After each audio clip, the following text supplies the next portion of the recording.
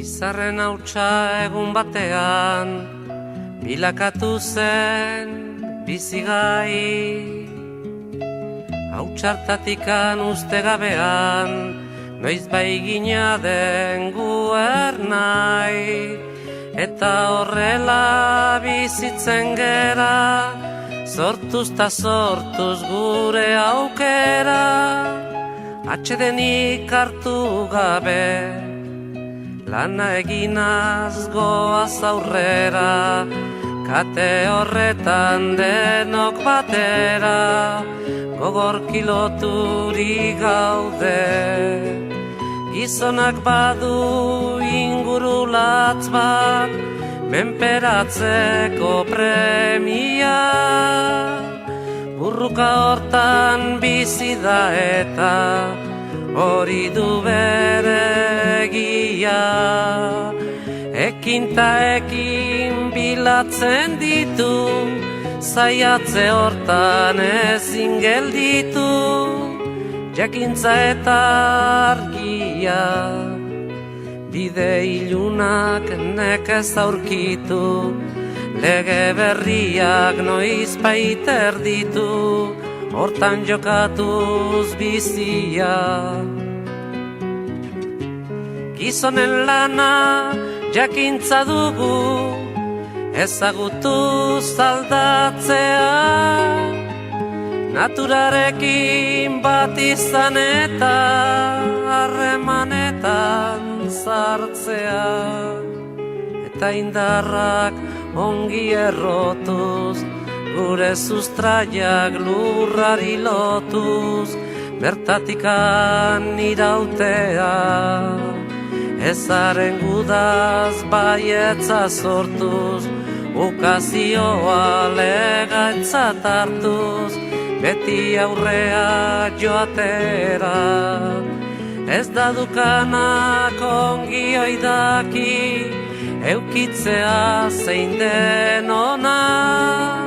Bere premiak bete nahian, beti bizi da gizona. Gu ere zerbait bagera eta gauden tokitik hemendik bertan. Zaila gaitezen ikusten, ametxeroak baztertuz bertan.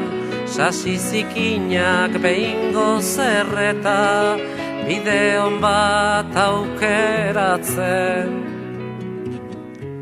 Gizonen lana jakintza dugu, ezagutuz aldatzea. Naturarekin bat izan eta harremanetan sartzea. Gu sortu ginen enborberetik, sortuko dira besteak. Burruka hortan iraungo duten, zuhaitz ardaska gazteak. Beren aukeren jabera ikiz, ta erortzean berriro jaikiz. Ibiltzen joanen direnak, gertakizunen indarta argiz. Gure ametsak arrazoi garbiz, egiztatuko dutenak. Gu sortu ginen enborberetik, sortuko dira besteak. Burruka hortan iraungo duten, zuhaitz ardaska gazteak. Gu sortu ginen enborberetik, sortuko dira besteak. Burruka hortan iraungo duten, zuhaitz ardaska gazteak. Gu sortu ginen enborberetik, sortuko dira besteak. Burruka hortan iraungo duten, zuhaitz ardaska gazteak.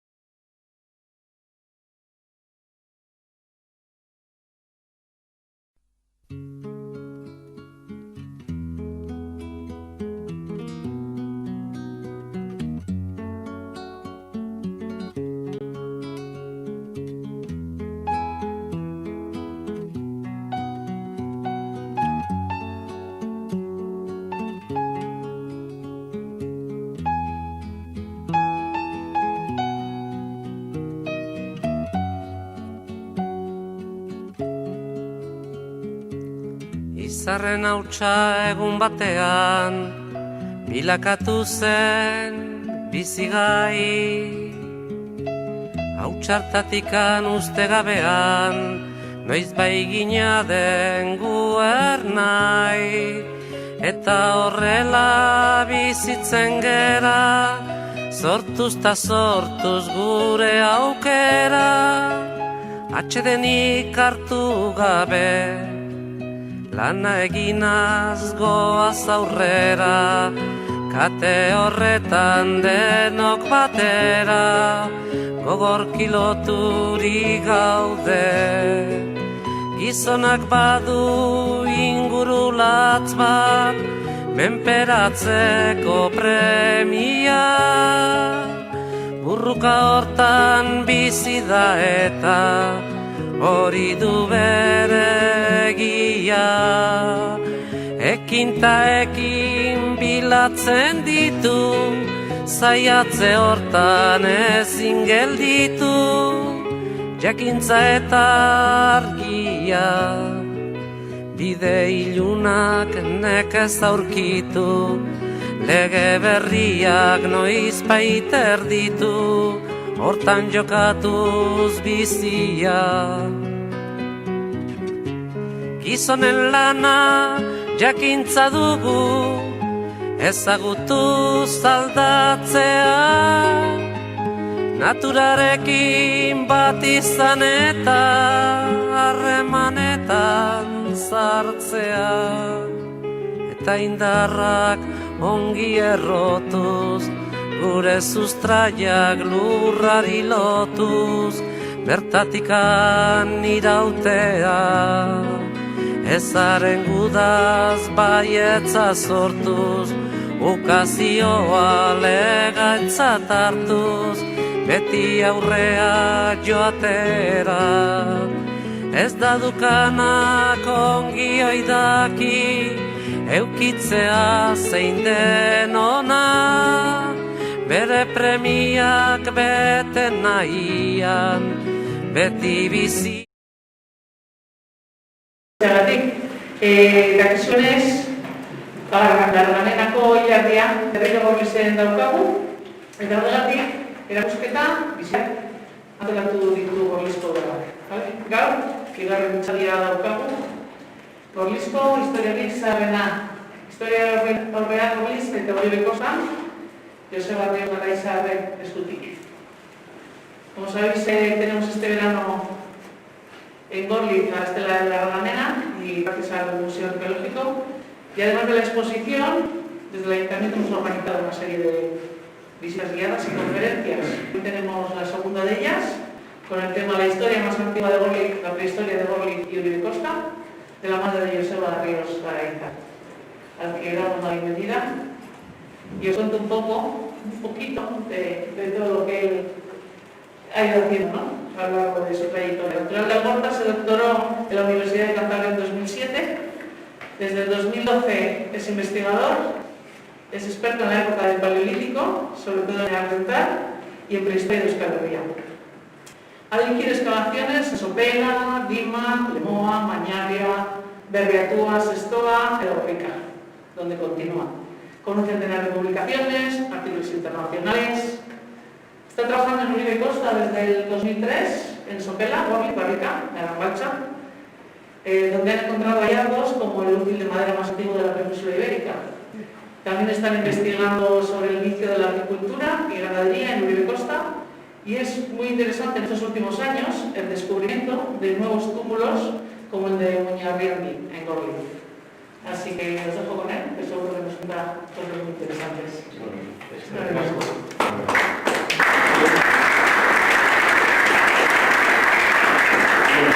Nik uste dut hau gaudeko egitera, ez da? Bai,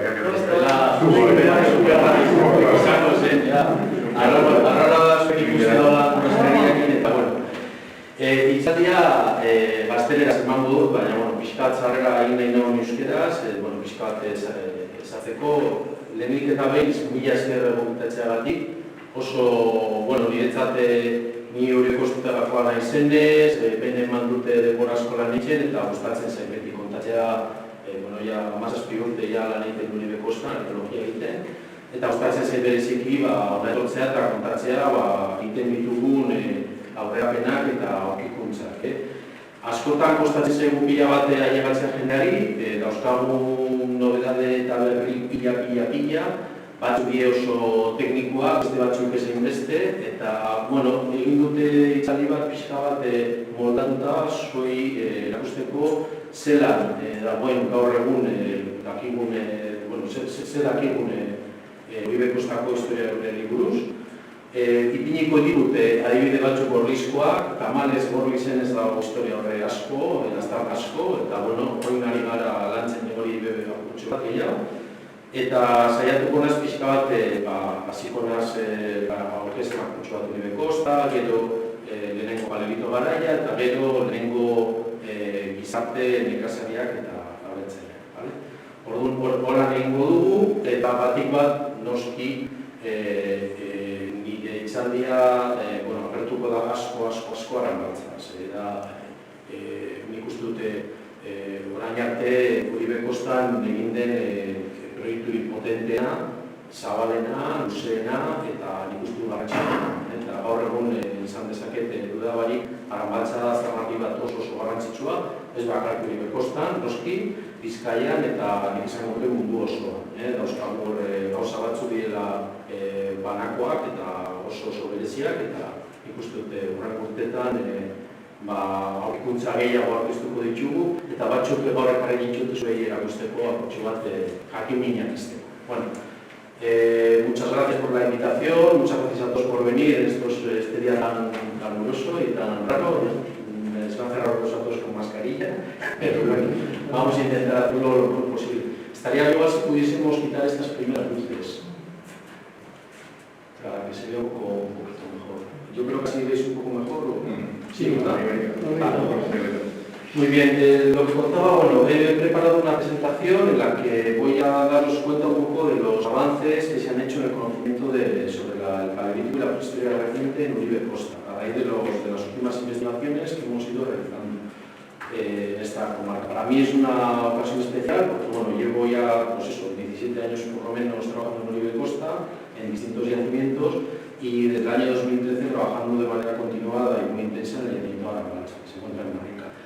He organizado la charla un poco para presentaros Uribe Kosta desde el punto de vista de la geología, un poquito de la prehistoria, para que os vayáis situando, y luego vamos a ir por periodos más o menos, desde la prehistoria más antigua, el paleolítico más antiguo, la época de los neandertales, que está bien representada en bastantes yacimientos de nuestra comarca, y después pasaremos un poquito más a otros momentos, ya más recientes del paleolítico, que no están tan bien representados. De hecho hay muy poco registro de lo que es la época paleolítica del Homo sapiens, de nuestra especie, en Uribe Kosta, y luego ya pasaremos a hablar de las primeras sociedades de campesinos y de agricultores, que hay un registro especialmente rico en nuestra comarca y que estamos desarrollando unos proyectos en torno a este periodo y que yo creo que nos va a dar mucha información y muchas sorpresas en los próximos años.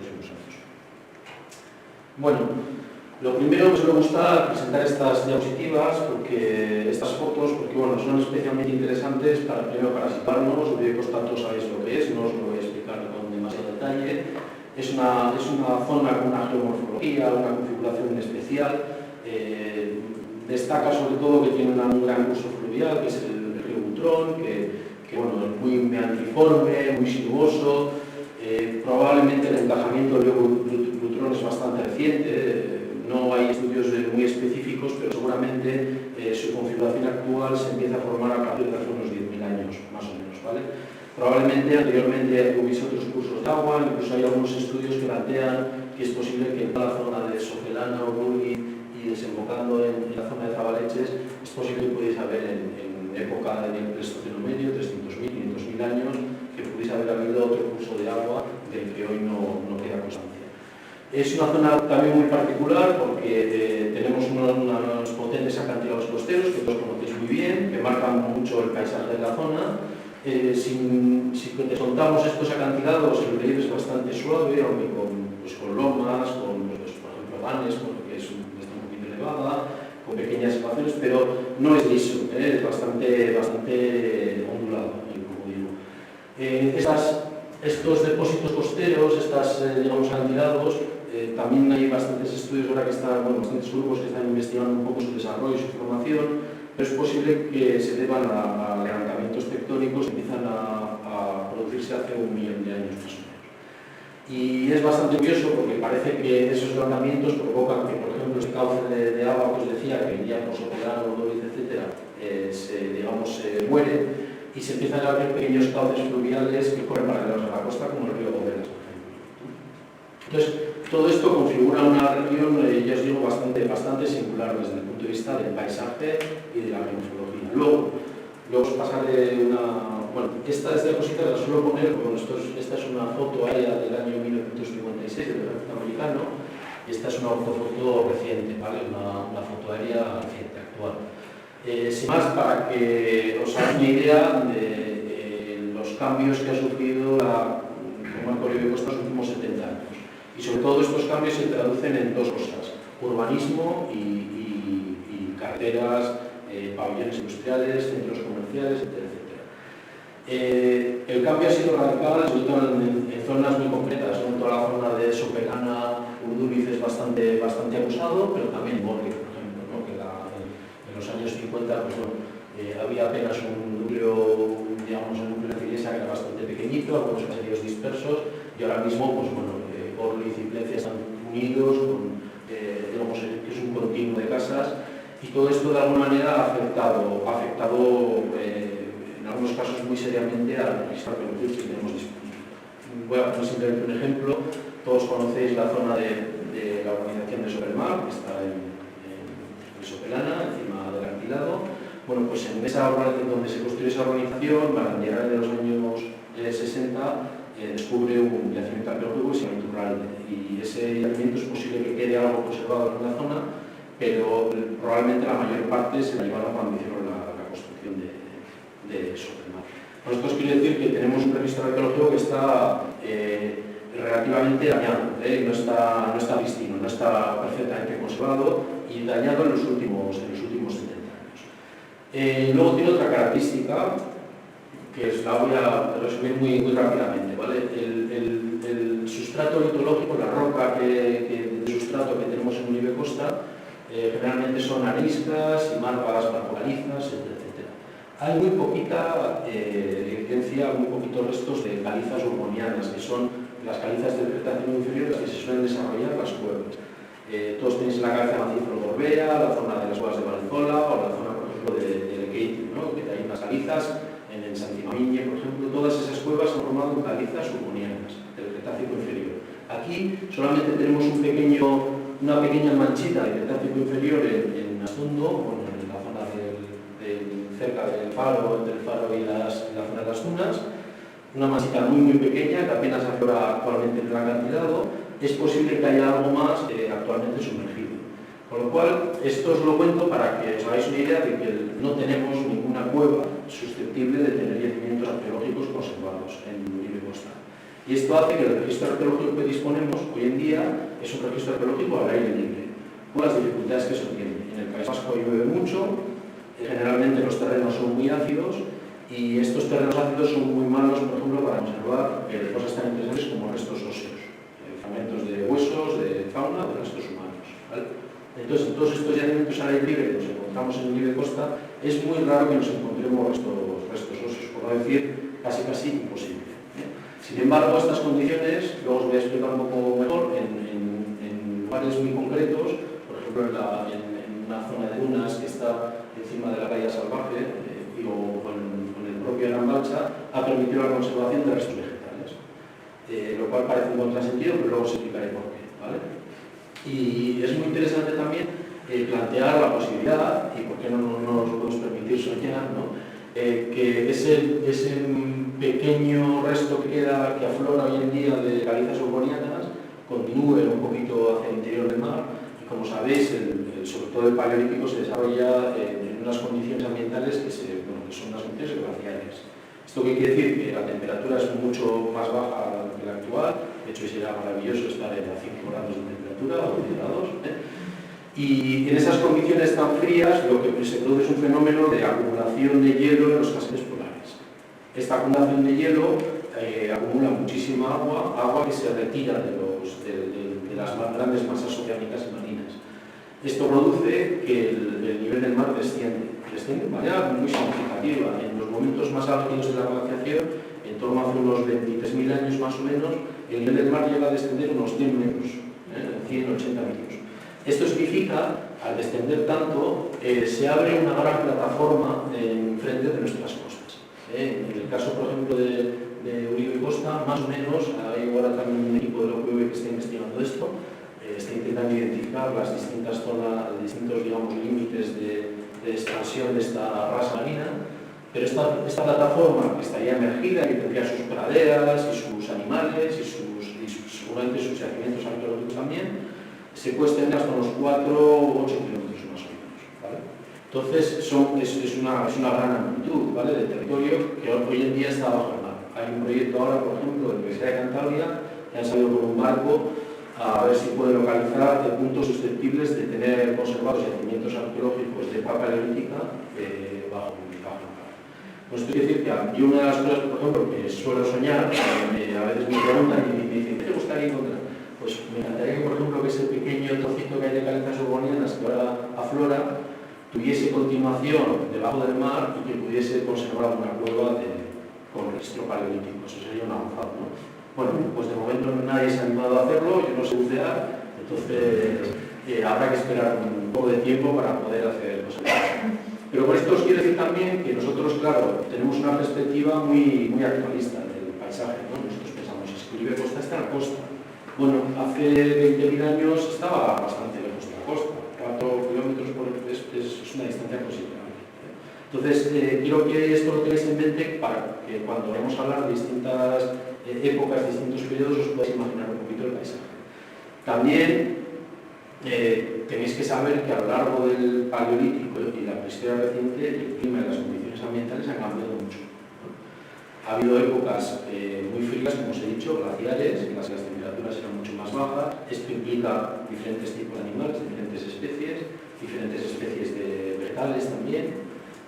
Normalmente paisajes mucho más abiertos en épocas frías y secas, menos bosques, pero también hemos vivido otros periodos mucho más cálidos. Por ejemplo, hay un periodo que nosotros llamamos el último interglaciar, que ocurre hace 115.000 años, en el que las condiciones, digamos, las temperaturas medias anuales eran 2, 3, hasta 5 grados superiores a las actuales, ¿vale? Me gusta hablar de eso, de la euskadi tropical, ¿no? Y de hecho es un poco así. Son condiciones que se parecen mucho a las condiciones actuales tropicales y esto permite, pues por ejemplo, que haya un desarrollo de las masas boscosas bestial, aparecen otro tipo de especies animales que antes no existían, y es un momento que parece especialmente interesante para los grupos humanos para vivir al aire libre.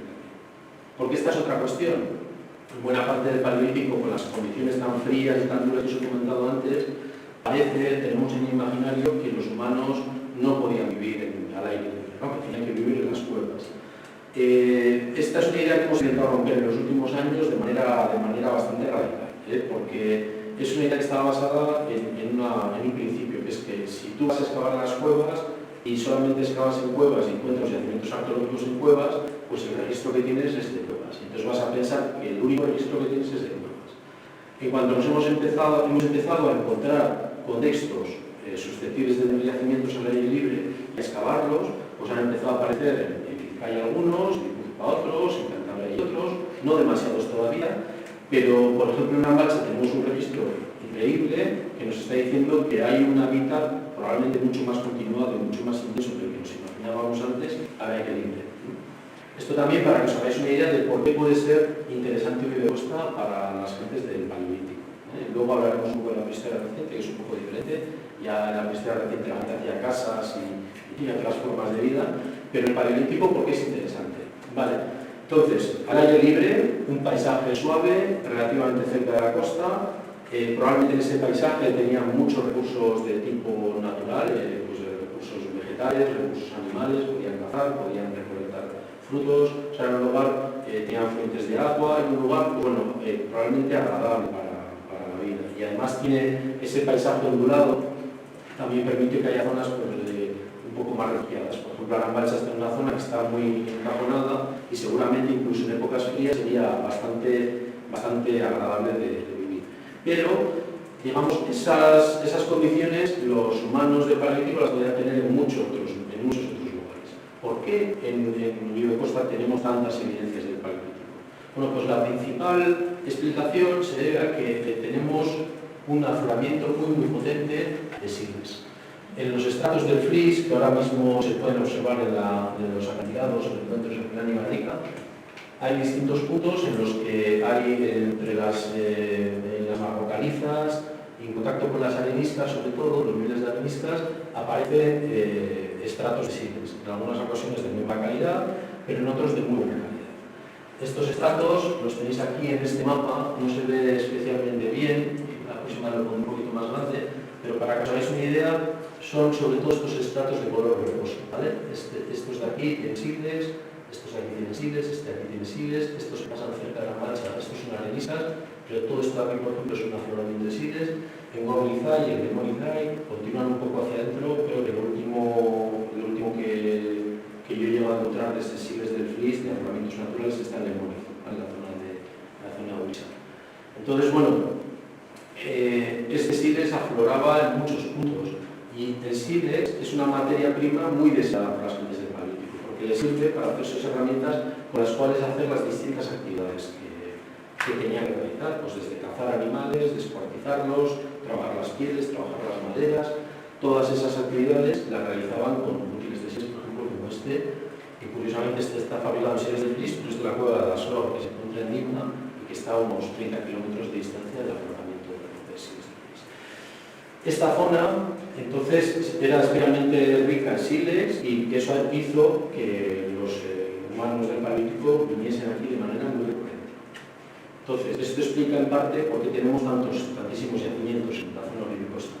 Pero si además debéis de saber que el sílex del Flis, que aflora aquí, en nuestra comarca, este sílex del Flis se utiliza de manera muy extendida en muchísimos yacimientos de toda la región cantábrica, ¿vale? Desde Asturias, bastantes yacimientos de Asturias aparecen sílex del Flis, en porcentajes que varían, también en yacimientos alaveses, hemos encontrado evidencias de consumo de sílex del Flis, en yacimientos navarros también hay evidencias de consumo de sílex del Flis, o sea que digamos que es una materia prima que se mueve mucho. Esto también, sobre todo en la prehistoria más reciente, va a tener especialmente interés, porque luego os hablaré de unas producciones muy especializadas y de cosas muy interesantes que ocurren ya en esas sociedades de primeros agricultores y ganaderos. Bueno, esto es un poco el marco general, ¿vale? Yacimientos al aire libre, especialmente dedicados o vinculados a los afloramientos de sílex y por tanto que tienen mucho interés estos grupos humanos en explotar ese sílex y a la vez que lo explotan el sílex aprovechan los otros recursos del entorno, evidentemente. Bien, para hacer un poco recorrido de las investigaciones, de manera muy breve, luego me meteré un poquito más en el caso de Arambalcha, pero digamos que los primeros hallazgos que están bien documentados y que están publicados, que se realizan de prehistoria, que se realizan en la zona de Uribe Costa, los hace Antonio Aguirre, que es un ingeniero de puertos del puerto de Bilbao, que es aficionado a la arqueología, un gran aficionado, casi tan aficionado que al final de su vida pues prácticamente se dedicó a la arqueología. Y Antonio Aguirre se dedica a recoger piezas en distintos puntos en Uribe Costa, sobre todo en Barrica y en Soberano, ¿vale? Sabemos, por informaciones que nos ha contado gente, que probablemente en las canteras de arenas que hay en Jabaleches y que sobre todo había en Ollagorta y en Arambalcha, Antonio Aguirre iba porque esas canteras de áridos de arenas, la arena se cribaba para luego poder utilizarla, ¿no? en la construcción, etc. En las cribas aparecían muchos restos arqueológicos. En Arambalcha, luego veréis, está lleno de yacimientos y por tanto tiene un gran registro arqueológico. Y sabemos que Antonio Aguirre se pasaba de vez en cuando a recoger las piezas más interesantes de aquellas que aparecían en las cribas de la cantera, ¿vale? Hizo una colección muy importante, muy interesante, con un montón de restos distintas épocas y esta colección, digamos, la compartió de alguna manera con Mario Grande, que por aquel momento era el director del Museo Arqueológico de Bilbao, y se lo comunicaron también y se lo hicieron saber a José Miguel de Barandiarán, que es la gran figura de los estudios de la prehistoria y paleolítico del País Vasco, ¿no? Entonces, Barandiarán se interesó muy rápidamente por estos hallazgos. De hecho, creo que Antonio Aguirre, los hallazgos principales los hace en el año 57, y ya en el 59 Barandiarán viene con Mario Grande y Antonio Aguirre, los tres, vienen a Curchia, a la zona de Curchia, y hacen distintas investigaciones allí. Visitan muchos yacimientos, en algunos hacen pequeñas excavaciones, recuperan bastantes materiales que ahora se encuentran demostrados en el Arqueológico Museo, y con esos materiales hacen una especie de síntesis de las ocupaciones prehistóricas, especialmente paleolíticas, en la zona de Curchia. Esto pues, se publica en el año 1960 y de alguna manera marca un inicio de las investigaciones científicas sobre este periodo en nuestra comunidad.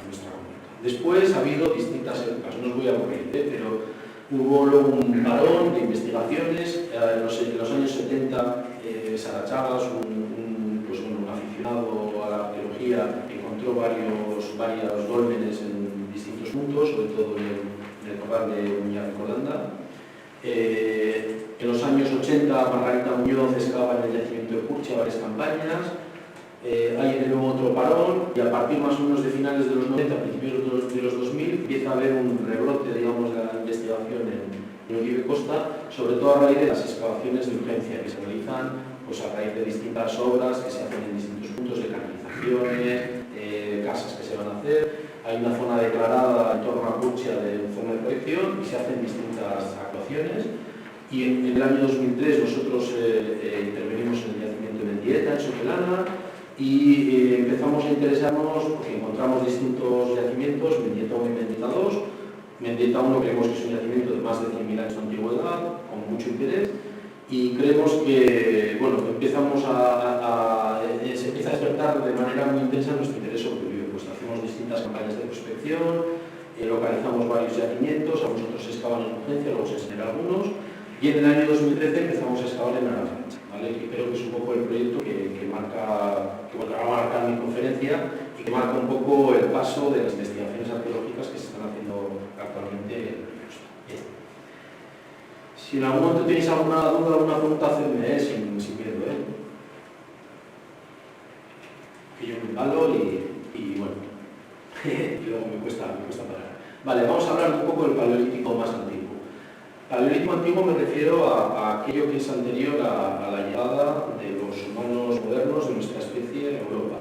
O sea, básicamente, en términos numéricos, sería anterior a 40.000 años de antigüedad. Nosotros hemos publicado distintos artículos con colecciones recogidas por aficionados locales y algunas otras que hemos podido recoger nosotros in situ, de materiales que en su momento nosotros hemos interpretado como materiales del Paleolítico inferior. Para que os hagáis una idea, el Paleolítico inferior sería el primer estadio tecnológico y evolutivo de la humanidad, ¿vale? Que en Europa alcanza hasta hace unos 350.000, 300.000 años de antigüedad, ¿vale? Por ejemplo, en Atapuerca, muchos de los niveles que vosotros conocéis de Atapuerca, los famosos niveles de la sima de los huesos o de la trinchera dolina, son del Paleolítico inferior, ¿vale? Y en Atapuerca también tienen ese paso entre el Paleolítico inferior y el medio. No me quiero quedar mucho con estas historias, pero bueno, nosotros bastantes hallazgos los hemos interpretado como evidencias de que hay una ocupación humana por lo menos anterior a 200.000 años de antigüedad en Uribe Costa. ¿Evidencias de qué tipo? Son todo evidencias críticas y tenemos piezas que son muy significativas, que son los bifaces, ¿no? las hachas de mano, ¿vale? Son piezas de Tunca, Tunca son bastante feo de Curchia, en general son de materias primas distintas al sílex. El sílex de Curchia, que os he comentado antes, generalmente cuando se recuperan en los estratos geológicos tiene un tamaño muy pequeño y no permite hacer piezas muy grandes. Estas son bastante fuertes, ahí tenéis un poco la escala. Esta rayita blanca es un centímetro, no sé si puede cerrar de los 20 centímetros más o menos, entre 15 y 20 centímetros de longitud. Entonces suelen utilizar otro tipo de rocas y tienen bastante predilección por las rocas volcánicas, ¿vale? Basaltos, probablemente a un tipo de vulcanitas, rocas sedimentarias con material volcánico incluido en esos sedimentos. Y hacen piezas que se llaman bifaces, que son piezas que se tallan bifacialmente por las dos caras, generalmente para conseguir filos en ambos lados y puntas que las usan para distintas cosas, ¿vale? Pues para cortar, para machacar, para romper huesos, para hacer muchas cosas diferentes. Desgraciadamente, todos estos materiales, que son, ya os digo, son muy interesantes, no tienen un contexto arqueológico preciso. Se han encontrado generalmente en superficie, en zonas removilizadas en obras, etc. Entonces, no nos permiten hacer una abordar con total seguridad o plantear con total seguridad que tenemos un poblamiento en Río Costa anterior a 200.000 años. Sería un poco absurdo pensar que no lo hay, ¿vale? Y porque tenemos distintas evidencias, por ejemplo, en el yacimiento de la Barma, que está en Cantabria, hay evidencias de más de 300.000 años de antigüedad, de ocupaciones humanas. En otros yacimientos, pues el Chiqui, por ejemplo, que está en Guipúzcoa, hay niveles que tienen más de 190.000 años de antigüedad, o sea que sí que hay algunas evidencias en el País Vasco de esta cronología, y en algunos de estos sitios incluso tenemos alguna evidencia aislada, no demasiado abundante, pero presencia de sitios de fines. O sea que es bastante probable que con anterioridad a 200.000 años de antigüedad sí que haya grupos humanos que están explotando este territorio. Pero hoy por hoy no tenemos ninguna evidencia sólida más allá de estos restos aislados localizados fuera del contexto. El contexto, creo que el otro día en la conferencia de José Luis Ibarra me parece que incidió bastante sobre ello. El contexto en arqueología lo es todo. Nos encontramos una pieza de estas y sí, más o menos por la tipología, la forma que tiene, podemos decir, bueno, pues parece que sugiere que es un paleolítico inferior, que puede tener más de 200.000 años, pero el contexto lo es todo, es fundamental. ¿Por qué? Porque resulta que luego en yacimientos de en torno a 40.000 y 50.000 años, de nuevo, en este caso los neandertales, pueden estar haciendo piezas de esta naturaleza también. Quizá no tan grandes, quizá no tan bien configuradas, quizá no tan mal configuradas, por ejemplo, como esta, un poco diferentes, tal, pero no podemos asegurar a ciencia cierta que estas piezas no tienen entre, pues eso, 40, 80, 100.000 años de antigüedad. O sea, hoy por hoy no tenemos ningún registro claro que nos permita decir que hay una ocupación humana anterior a 200.000 años en Río Costa, ¿vale? Luego tenemos el yacimiento de Mendira 1, que lo encontramos en Soberana, en unas obras de urbanización. Fue una excavación de urgencia que se hizo en invierno, entre el invierno 2013 y 2004, y encontramos unos niveles que estaban in situ, en un pequeño sondeo que hicimos, y encontramos una serie de materiales que también, por su tipología y su forma, y por las características del sedimento en el que se encontraban, sugieren que tienen bastante antigüedad, más de 100.000 años casi seguro, ¿vale? Pero de nuevo no pudimos hacer en su momento dataciones fiables, aunque había un contexto arqueológico que sí hubiese permitido, y nos quedamos un poco con la duda. Nosotros planteamos la hipótesis de que tiene más de 115.000 años, aparecen distintos tipos de piezas, pues choppers, chopping tools, que son piezas, cantos tallados bifacialmente pues, de manera muy vasta pues, para romper huesos o maderas, aparecen algunas piezas sensibles como herraderas, pero todo recuerda un poco a cronologías bastante antiguas. Incluso pudimos hacer algunos análisis de las huellas de utilización de estos útiles, pudimos plantear un poco esa ocupación a qué se dedicó, tenemos algunas evidencias también de polen, pero ya os digo que no hemos podido nunca, y no sé si se podrá, establecer con claridad cuál es la cronología de este yacimiento, pero ya os digo que debe tener más de 120.000 años de antigüedad. Entonces, este es un poco el panorama que tenemos hasta el año 2013, ¿vale? para este paleolítico más antiguo. Sí que tenemos luego algunas evidencias de paleolítico medio, que ya es la época de los neandertales, entre 80 y 40.000 años más o menos en Río Costa. Tenemos algunas evidencias en el yacimiento de Purchia, por ejemplo, hallazgos aislados en muchos sitios, muchas piezas que son de tecnología propia de los neandertales, pero del paleolítico digamos, anterior a 115.000 años teníamos muy pocas evidencias. Seguramente esas piezas aisladas que os he enseñado y el yacimiento de Benito. Pero en el año 2013 nos venimos a Ramalcha, ¿vale? Yo os voy a explicar un poco el yacimiento de Ramalcha, que creo que puede ser interesante porque ya os digo, tiene un registro muy amplio y nos va a permitir contar muchas cosas. No prestéis mucha atención a esto, lo he puesto un poquito porque es bonita la foto, pero sin más, para que os hagáis una idea del tipo de trabajo que hacemos. Esto es un corte estratigráfico que hemos hecho combinando distintas secciones en el yacimiento de Ramalcha, y es muy interesante porque tenemos algunos de los niveles muy antiguos, estos de aquí oscuros, que son los que conservan los restos años de antigüedad, un poquito más el de más abajo, y tenemos niveles estos naranjas que contienen restos de en torno a 50, 40.000 años de antigüedad, con abundantes materiales arqueológicos. Y es muy interesante la Mancha por una cosa que os voy a contar ahora, porque bueno, es un sitio con una cantera de arena, está muy machacado, y nosotros vamos excavando, nos encontramos un montón de paquetes potentísimos de materiales revueltos, con escorias de fundición, ladrillos, botellas de anís, todo. La verdad que a veces es desesperante, porque encima te das cuenta que está revuelto, son rellenos que se han aportado después de haber excavado la cantera, y esa cantera normalmente se cepilló una parte, por no decir el 80%, 90% del yacimiento de la Mancha, se le cepilló la cantera. Con lo cual, bueno, a veces es muy frustrante porque dices, joder, es que aquí tendría que haber habido, es que aquí, joder, y esto y tal, pero bueno, es lo que hay. Nos cuesta mucho excavar porque, ya os digo, pues en algunos casos pues tenemos más de 2,5 metros de revueltos, de materiales removilizados, aportados después de los años 70, probablemente, 60, 70. Que usaron, pues, bueno, como la cantera dejó muchos huecos, pues trajeron escorias, por ejemplo, de fundición de altos hornos y las echaron ahí para rellenar, pues unas complejas, ladrillos y tal, para aplanarlo, para que no hubiese huecos, para que los animales pues, no se rompiesen una pierna. Vale. Bueno, esto empieza a ser un poco primicia, ¿vale? Sobre todo para los que conocéis un poquito a la Mancha, y si no, pues espero que cuando salgáis hoy lo conozcáis un poquito mejor, ¿vale? Bueno, esta es la foto que Barandiarán publica de la cantera de Ollagorta en el año 60, la publicación que os he enseñado antes. No se ve demasiado bien, no sé si lo podéis apreciar. Aquí se ve una casa, que es el caserío Ollagorta, que está ahí en Barrica, que todavía sigue en pie, ¿vale? Con muchas remodelaciones y tal, ahora es un caserío Ollagorta. Y aquí se ve un frente, ¿veis esto blanco aquí? Este es el frente de la cantera, ¿vale? Esta foto está tomada en el año 59. Bien, este es el frente de la cantera. Como veis, hay dos frentes de cantera. Hay uno más amplio y otro que está un poquito más lejos, que se ve más corto, que es un problema de perspectiva, ¿vale? En el año 65, o sea, 6 años después de que Barandiarán toma esta foto, hay una serie de fotos aéreas, creo que son de la Diputación, pero ahora no estoy seguro, de la Diputación de Vizcaya, pero no estoy seguro.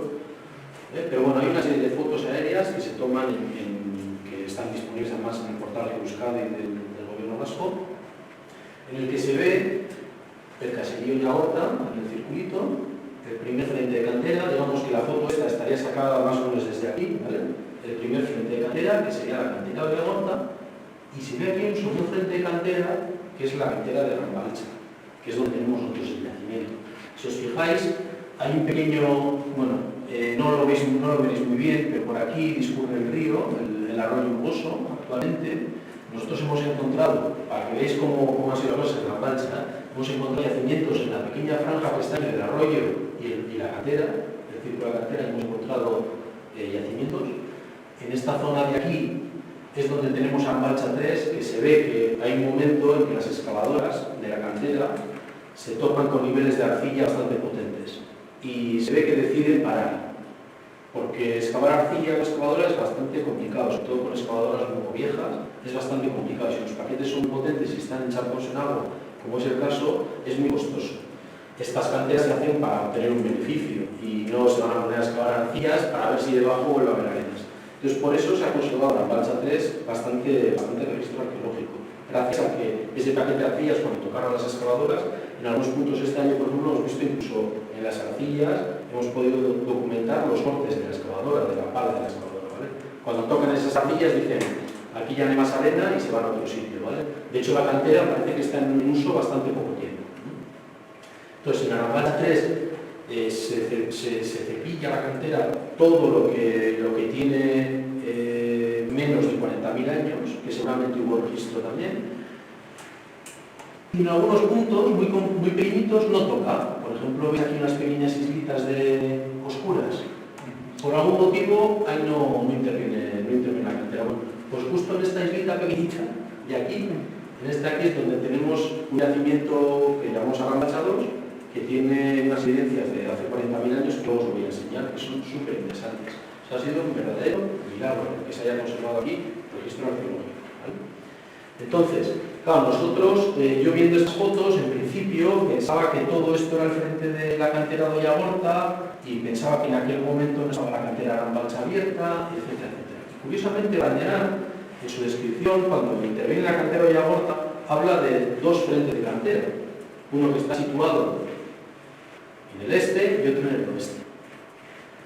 Y de hecho, en la Fundación Banderán, esto os lo cuento porque es así como curioso, ¿eh? Es un poco trabajo de detective, ¿eh? En la Fundación Banderán hemos podido consultar los bocetos originales que hace del plano de Ollagorta, ¿eh? Bueno, del plano de Uribe Costa, este es el plano que dibuja a mano a escala 25.000. Y esta es la zona de Ollagorta. Este es el que se publica finalmente. Ya veis que de este, que es muy detallado, a este, que es muy sencillo, hay un paso bastante grande. Esta es la zona de aquí de Ollagorta. Pero me voy a centrar aquí. Aquí dibuja 3 puntos. El caserío de Ollagorta lo dibuja como un cuadradito y dibuja 3 puntos, que son los 3 puntos donde interviene, donde hace sondeos. Y hay 2 puntos que están cerca y hay uno que está bastante más lejos, que es el que él llama el sondeo de la zona este. Bueno, pues en el sondeo de la zona este, ahora os voy a enseñar los materiales. Bueno, para que os hagáis una idea, esta es la evolución. En el año 45-46, en la zona de Arambalcha no estaba la cantera. 56-57, un poquito antes de que interviene Banderán, se abre el frente de Ollagorta. En el año 65 ya está abierto y probablemente agotado ya el frente de Arambalcha, ¿vale? De la cantera de Arambalcha. Y ya para el 77-78 ya apenas la vegetación ha vuelto a recolonizar un poco sus frentes de cantera, apenas se vislumbran, y hay un pequeño frente de cantera que probablemente se abre aquí en la Chavarrera, que está un poquito más lejos, que en su momento se localizaron también algunos materiales arqueológicos. Bueno, pues en el sondeo ese que os digo, voy a volver atrás. En ese sondeo que él dice que hace en el frente este, que sería este, se corresponde con Arambalcha, con lo que nosotros llamamos Arambalcha. En su momento no tuvimos acceso a estas fotografías aéreas cuando empezamos a estar en Arambalcha y pensábamos que la cantera de Ollagorta era solamente lo que veíamos de la cantera de Ollagorta en la foto del 56. Pero ahora sabemos que Banderán, cuando habla de Ollagorta, está hablando de Ollagorta y de Arambalcha, de los dos yacimientos, ¿vale? Y en ese sondeo de Arambalcha, de la zona este, encuentra un montón de material arqueológico en un nivel bastante bien definido. Y curiosamente encuentran unas piezas.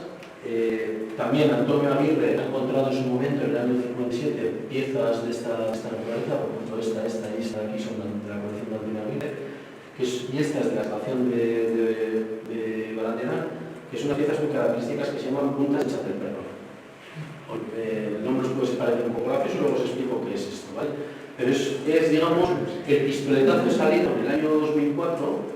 Se hace una obra de canalización para dar servicio a unas nuevas construcciones de casas que se hacen en la zona alta de la zona de Ollagorta.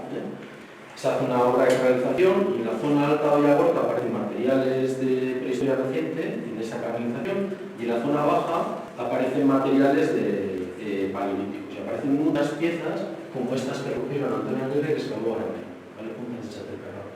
Esto nos llevó a publicar ya en el año 2012 que en Arambalcha había un yacimiento de época chaterpermoniense, que es especialmente interesante porque estos son los últimos neandertales que habitan en el mundo. No digo que sean de verdad más los últimos ultimísimos, pero el chaterpermoniense es la última cultura de los neandertales en Europa occidental, ¿vale? Y es especialmente interesante porque es una cultura que está muy poco representada en la península ibérica. Hay muy pocos yacimientos y ninguno al aire libre. Arambalcha es el único al aire libre. Y pues digamos que ese final de los neandertales es un tema especialmente interesante. Preguntarnos por qué desaparecieron los neandertales, por qué se extinguieron. Y ese tema es mi tema de investigación desde que empecé mi tesis doctoral. Entonces, bueno, pues fue un poco Uribe Costa. Tenemos últimos neandertales en un contexto además muy novedoso, al aire libre, que no estábamos acostumbrados a excavar. Pues montamos un proyecto de investigación. Contamos con el apoyo del Servicio de Patrimonio de la Diputación Foral de Vizcaya, especialmente en Microtueta, y empezamos a excavar en el año 2013. Bueno, esta es la posición de Ollagorta y Arambalcha. No sé si cambiar el nombre ahora mismo a Arambalcha, creo que no merece la pena porque ya tiene mucho nombre, pero realmente por ser fieles, si hubiésemos tenido esa información, esas fotos aéreas del año 65, yo seguramente no lo hubiese llamado Aran Balcha el yacimiento, lo hubiese llamado Villamorta, porque es el que descubre el yacimiento, es Antonio Aguirre, segundo en los grandes de la cantera que encuentra materiales en las cribas de la cantera, pero el que lo descubre, digamos, científicamente es de José Miguel de Abanderán. Solo que él lo llama Villamorta, sondeo oeste, ¿vale? Pero es Aran Balcha seguro. Entonces, bueno, esta es la zona donde se encuentra Aran Balcha. Esto es todo lo que excavamos hasta 2016, ¿vale? Entonces hicimos una excavación muy compleja, hicimos muchas trincheras con excavadoras para poder localizar las zonas que tenían conservados yacimientos, por lo que os he dicho antes, ¿no? Muchas, en esta por ejemplo recuerdo muy bien, en la trinchera 3, excavamos casi 3 metros de profundidad y todo eran revueltos, aportes, vamos, de escombros que habían tenido para rellenar la cantera. La trinchera 7, que es la más oriental de todas, casi 6 metros de profundidad, no, 4 metros de profundidad, pero no voy a ser exagerado, 4 metros de profundidad, todo rellenos de escombros, y en el último medio metro había conservados sedimentos in situ y material arqueológico, ¿vale? Que hemos conseguido una datación, tiene unos 47.000 años de antigüedad, ese material que está ahí abajo. Entonces ha sido muy complicado de excavar. Y ahora ya no hablamos de un yacimiento Aran Balcha, sino que hablamos de 3, ¿vale? Aran Balcha 3, Aran Balcha 1, 2 y 3. Venga, vamos a los contextos más antiguos. Esto es lo que hemos excavado en Aran Balcha 3 desde el año 2016, ¿vale? Aquí tenéis la escala y podéis ver las distintas zonas. Ha sido una verdadera pesadilla, está siendo una verdadera pesadilla de excavación, ¿vale? Es muy complicado excavar en Aran Balcha. Primero, porque tenemos depósitos muy potentes de escombros. Segundo, cuando estuvo la cantera operativa, estuve pasando por esta zona un mogollón de camiones cargados de arena hasta los topes. Camiones con mucho peso. El sustrato de Aran Balcha es un sustrato de arcillas y de arenas, que además en Aran Balcha 3 estaban encharcadas en agua. Haceros a la idea de cuando vosotros pisáis barro, ¿qué es lo que pasa? Pisáis con el pie y hacia los lados se hunde el centro y hacia los lados que se levanta, ¿verdad? Bueno, pues en Aran Balcha ha pasado lo mismo. Por eso la diapositiva que os ponía antes de los cortes esos que os decía que eran muy complicados. ¿Qué ocurre? Que al pasar los camiones han hundido el sedimento, lo han desplazado hacia los lados y entonces nos encontramos estratigrafías súper divertidas. En algunos casos con estratos que llegan a estar en posición casi vertical, ¿vale? Con lo cual es súper difícil de excavar, porque seguir esos estratos en posición vertical es muy complicado, ¿vale? Y hasta que entendimos un poco qué es lo que estaba pasando ahí, porque no entendíamos muy bien, nos ha costado unos cuantos años, ¿vale? Y luego tiene además el añadido de que los niveles más inferiores, estos de aquí oscuros, en la zona central del yacimiento, que es esta de aquí, esta zona de aquí, ¿vale? Todavía nos queda bastante por excavar, pero esta zona de aquí están encharcados en agua.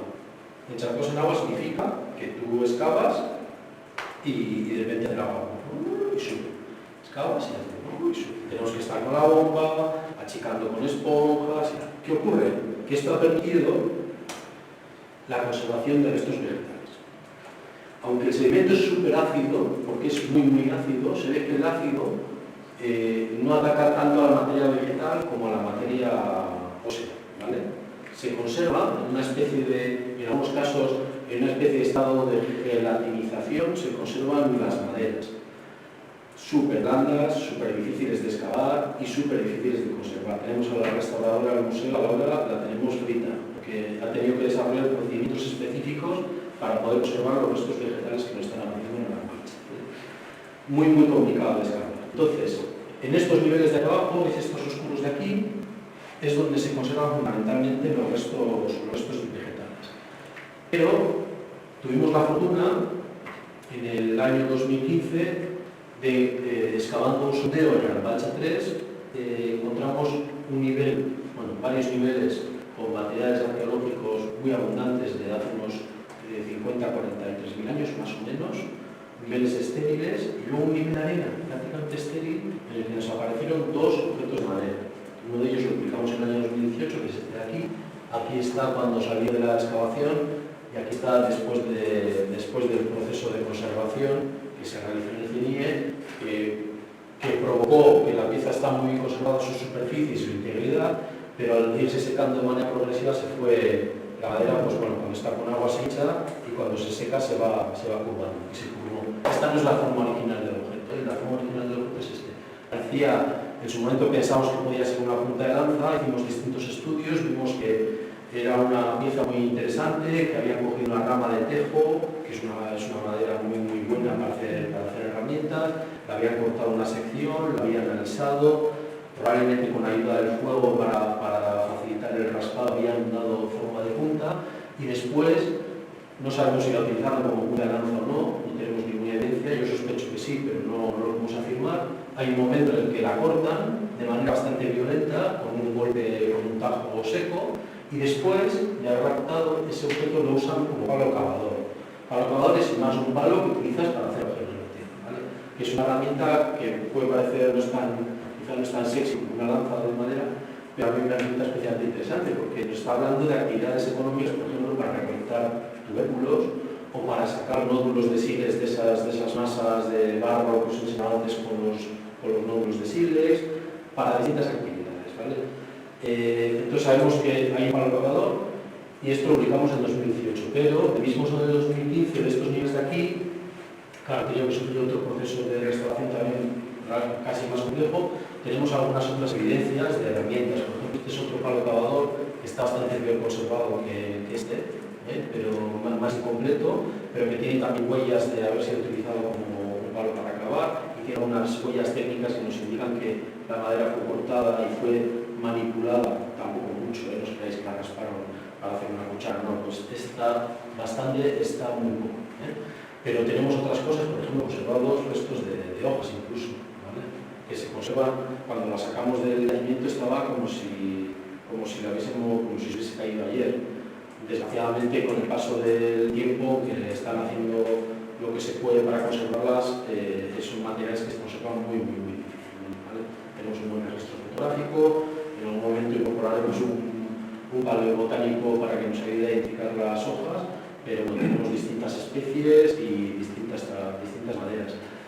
Ahora mismo se acaba de procesar toda la madera que sacamos en la excavación de 2017, que hicimos una excavación un poco en extensión. No hay ningún resto de herramienta nueva, pero hay muchos restos vegetales conservados, ¿vale? De fragmentos de maderas, hay muchos fragmentos de corteza que a mí me llaman bastante la atención, porque podrían haber sido tenemos que verlas con un poco de detalle. Algunas de ellas parece que podrían haber sido arrancadas de manera intencional, pero son restos que no nos van a dar mucha información acerca de las actividades económicas de estos grupos. Estos niveles oscuros de aquí tienen una cronología de 90.000 años, ¿vale? De antigüedad. De los más antiguos que tenemos en Vizcaya, y al aire libre, evidentemente, en Vizcaya no tenemos ningún registro de esta cronología. Los niveles el nivel que está por debajo, la unidad 6, en 2015 la excavamos muy poquito, en los últimos años hemos ido excavando un poco más.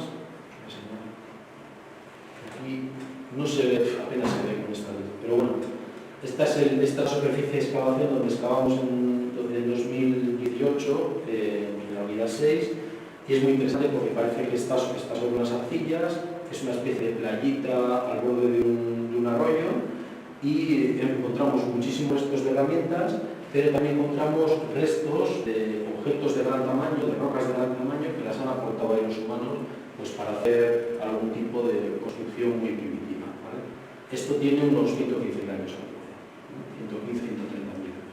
O sea, tenemos muchas evidencias en distintas épocas de ocupación antigua en el yacimiento de la Marcha. Estas dataciones las iremos publicando en los próximos años. Y aquí unas imágenes pues, de esta industria lítica, los restos de herramientas que nos salieron en ese sonde de 2015. De la excavación de 2017, 18 y 19 tenemos muchísimo más material, pero estamos ahora mismo estudiándolo, no tengo buenas fotos así preparadas para poderos enseñar. Está fabricado sobre todo en siles, porque tenemos grandes herramientas fabricadas en rocas volcánicas, taquitas y basaltos. Ahora mismo acabamos de restaurar y de estudiar una pieza que es un bifaz de este tamaño hecho en taquita, ¿vale? Muy grande. No tengo fotos buenas tampoco, hay un modelo 3D que está colgado en la web de la pieza, ya si queréis, no sé si en el vídeo de YouTube se puede ponerlo algún enlace y tal, pues para que podáis ver algunos restos de este estilo. Y este es un hallazgo que se hizo en el año, creo recordar, 17 18, no me acuerdo muy bien, que lo hemos presentado este año, que es un bifaz que se encontró cerca de Arrambalcha, es una pieza muy chula, es una hacha de mano, como esas que os he comentado antes, y que está muy cerca de Arrambalcha, pero desgraciadamente no apareció sin contexto arqueológico preciso asociado. Sospechamos que puede corresponderse un poco a estas ocupaciones de 130.000 años de antigüedad. Es un bifaz que está hecho en basalto y tiene una pieza con una factura muy espectacular que recuerda a algunos bifaces que hemos encontrado en otros yacimientos de Vizcaya, por ejemplo en el yacimiento Armante de Lima. Bien, bueno, pasemos a una época un poquito más reciente. Tenemos en la Arrambalcha, sobre todo en la Arrambalcha 1, también en la Arrambalcha 3, pero especialmente en la Arrambalcha 1, ocupaciones neandertales que tienen entre 50 y 43.000 años, 45.000 años, 45 o 43.000 años de antigüedad, ¿vale?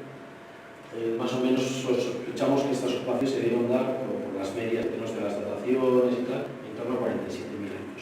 Entonces tenemos en un sitio que probablemente tuvo originalmente mucho más registro, pero que fue arrasado por la cantera, encontramos un nivel, sobre todo el nivel D, que es este de D1 y D2, que es este de aquí, en el que excavamos una extensión bastante amplia y nos encontramos un registro arqueológico impresionante. Hay miles de piezas, ¿vale? Miles de restos ricos, de herramientas fabricadas por neandertales. Aquí, por ejemplo, tenéis un dibujo de un núcleo de sílex. Un núcleo es una pieza que han utilizado o han golpeado para sacar lascas, que luego son las piezas que utilizan pues, para cortar y para hacer sus herramientas, ¿vale? Hay bastantes núcleos de sílex, pero tampoco hay una gran cantidad. Nosotros nos esperábamos que está muy cerca del afloramiento de sílex, al aire libre, y decíamos, estos yacimientos probablemente sean talleres de sílex, ¿no? Es un poco la idea que se tiene cuando te encuentras sitios cerca de los afloramientos. Estos son talleres de sílex. Y sí, están tallando mucho sílex, pero están haciendo muchas otras cosas. Y lo que es más curioso es que en Arrambalcha 1 tenemos bastantes evidencias, que estamos ahora trabajando en ellas, de que los neandertales hicieron estructuras, construcciones rudimentarias. Construcciones rudimentarias que son, se trajeron grandes bloques de tracita, que es una roca volcánica que aflora cerca, grandes bloques, me refiero a bloques de este tamaño, ¿vale? Que alguno puede pesar en torno a los 50 kilos fácilmente. Se trajeron grandes lajas de arenisca, la más grande que tenemos mide casi 1 metro de largo y tiene unos 15 centímetros de espesor, esa debe pesar unos 70, 75 kilos o una cosa así. Y se la trajeron de otros puntos y la dejaron en un sitio que está también, como os decía antes, en Arrambalcha 6. Aquí apenas encontramos restos arqueológicos, esto seguramente al margen del arroyo, y ellos habitaron en una pequeña playita de arena súper fina, no sé si la apreciáis aquí, pero fina, que parece arena de playa, en una playa al borde del arroyo. Y en esta playa al borde del arroyo, estos grupos de neandertales están haciendo construcciones rudimentarias, que son probablemente bordes de algo que puedan ser cabañas muy rudimentarias, ¿eh? O sea, no os imaginéis cabañas con sus pilotes y tal, no. O sea, cabañas muy rudimentarias, probablemente con parapetos hechos con estas grandes piedras, asociados generalmente a zonas circulares, a construcciones circulares de piedras, en las que suelen aparecer muchos carbones concentrados y muchos restos de sílex quemados, que nosotros interpretamos como bares, ¿vale? O bazas, ¿vale? Ahí tenéis una, aquí tenéis otra, aquí otra, aquí hay una zona de combustión que está encima de la gran laja arenisca que os he dicho, que tiene una concentración brutal de materiales.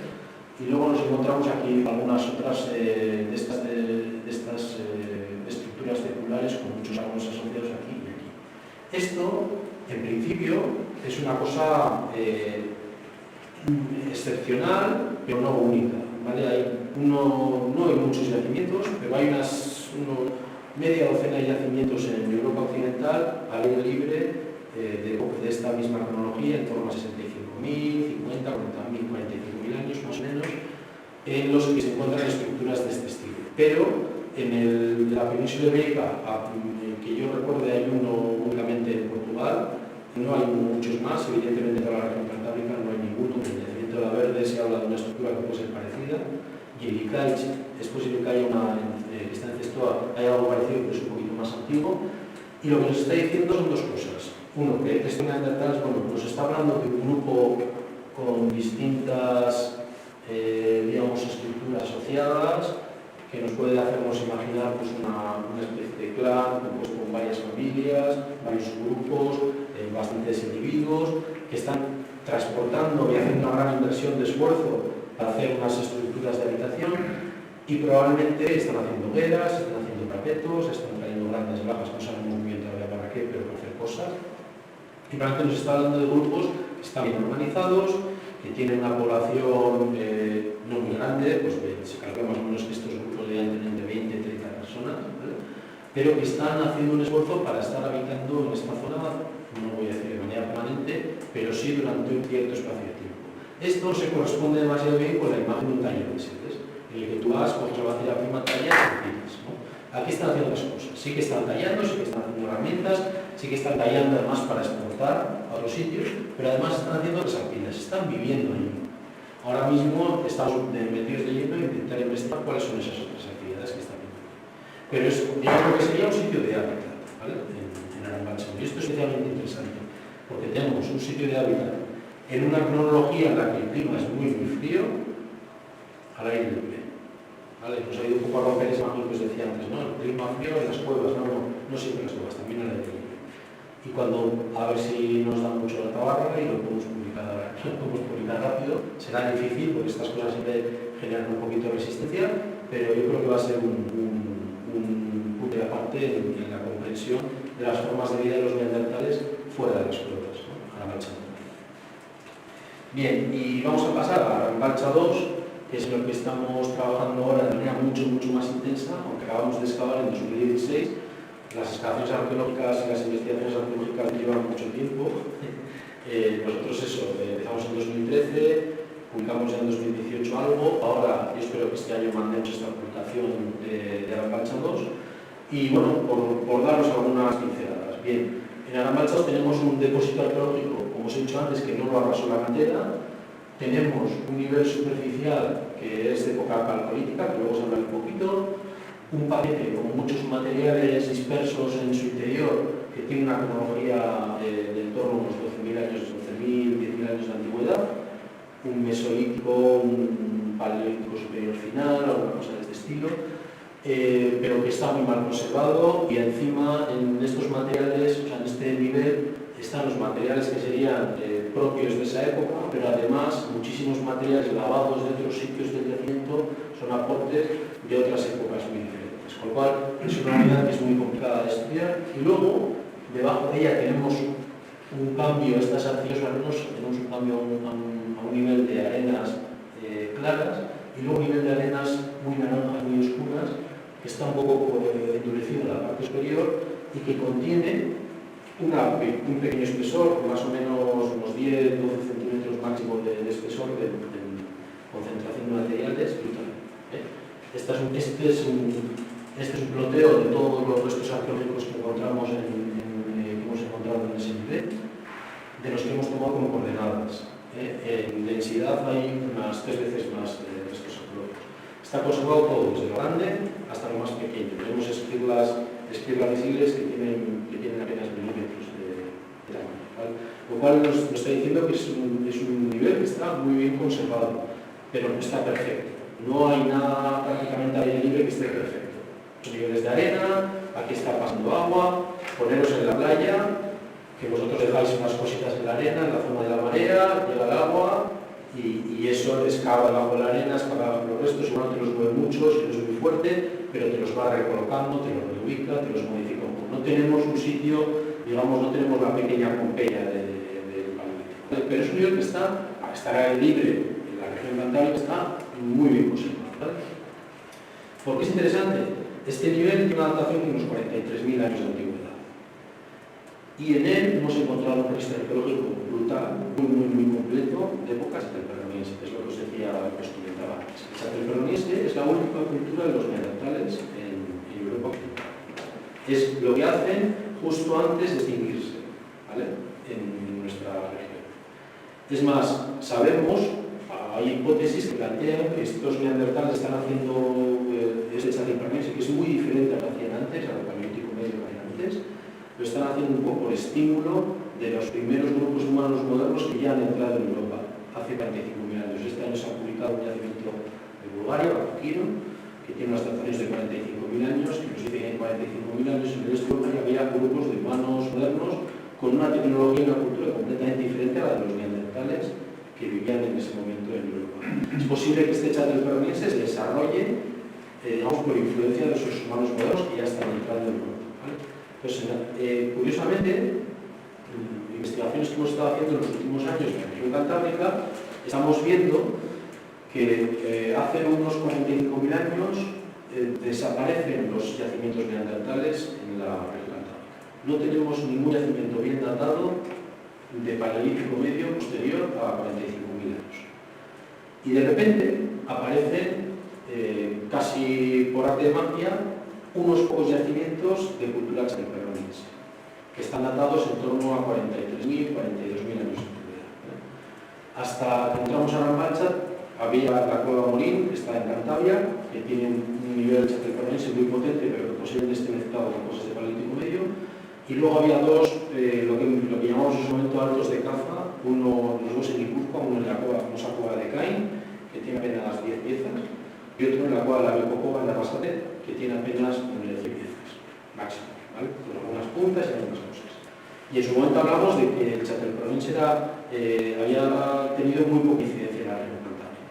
Con Arambalcha estamos viendo algo diferente. Este yacimiento, al aire libre, con muchos restos líticos, la cronología que tiene, la tipología y la forma de fabricar las piezas líticas que tiene, que os voy a enseñar, se parece muchísimo a otros yacimientos al aire libre que hay en torno a Bayona, por ejemplo, el yacimiento de Basté o de Vidal.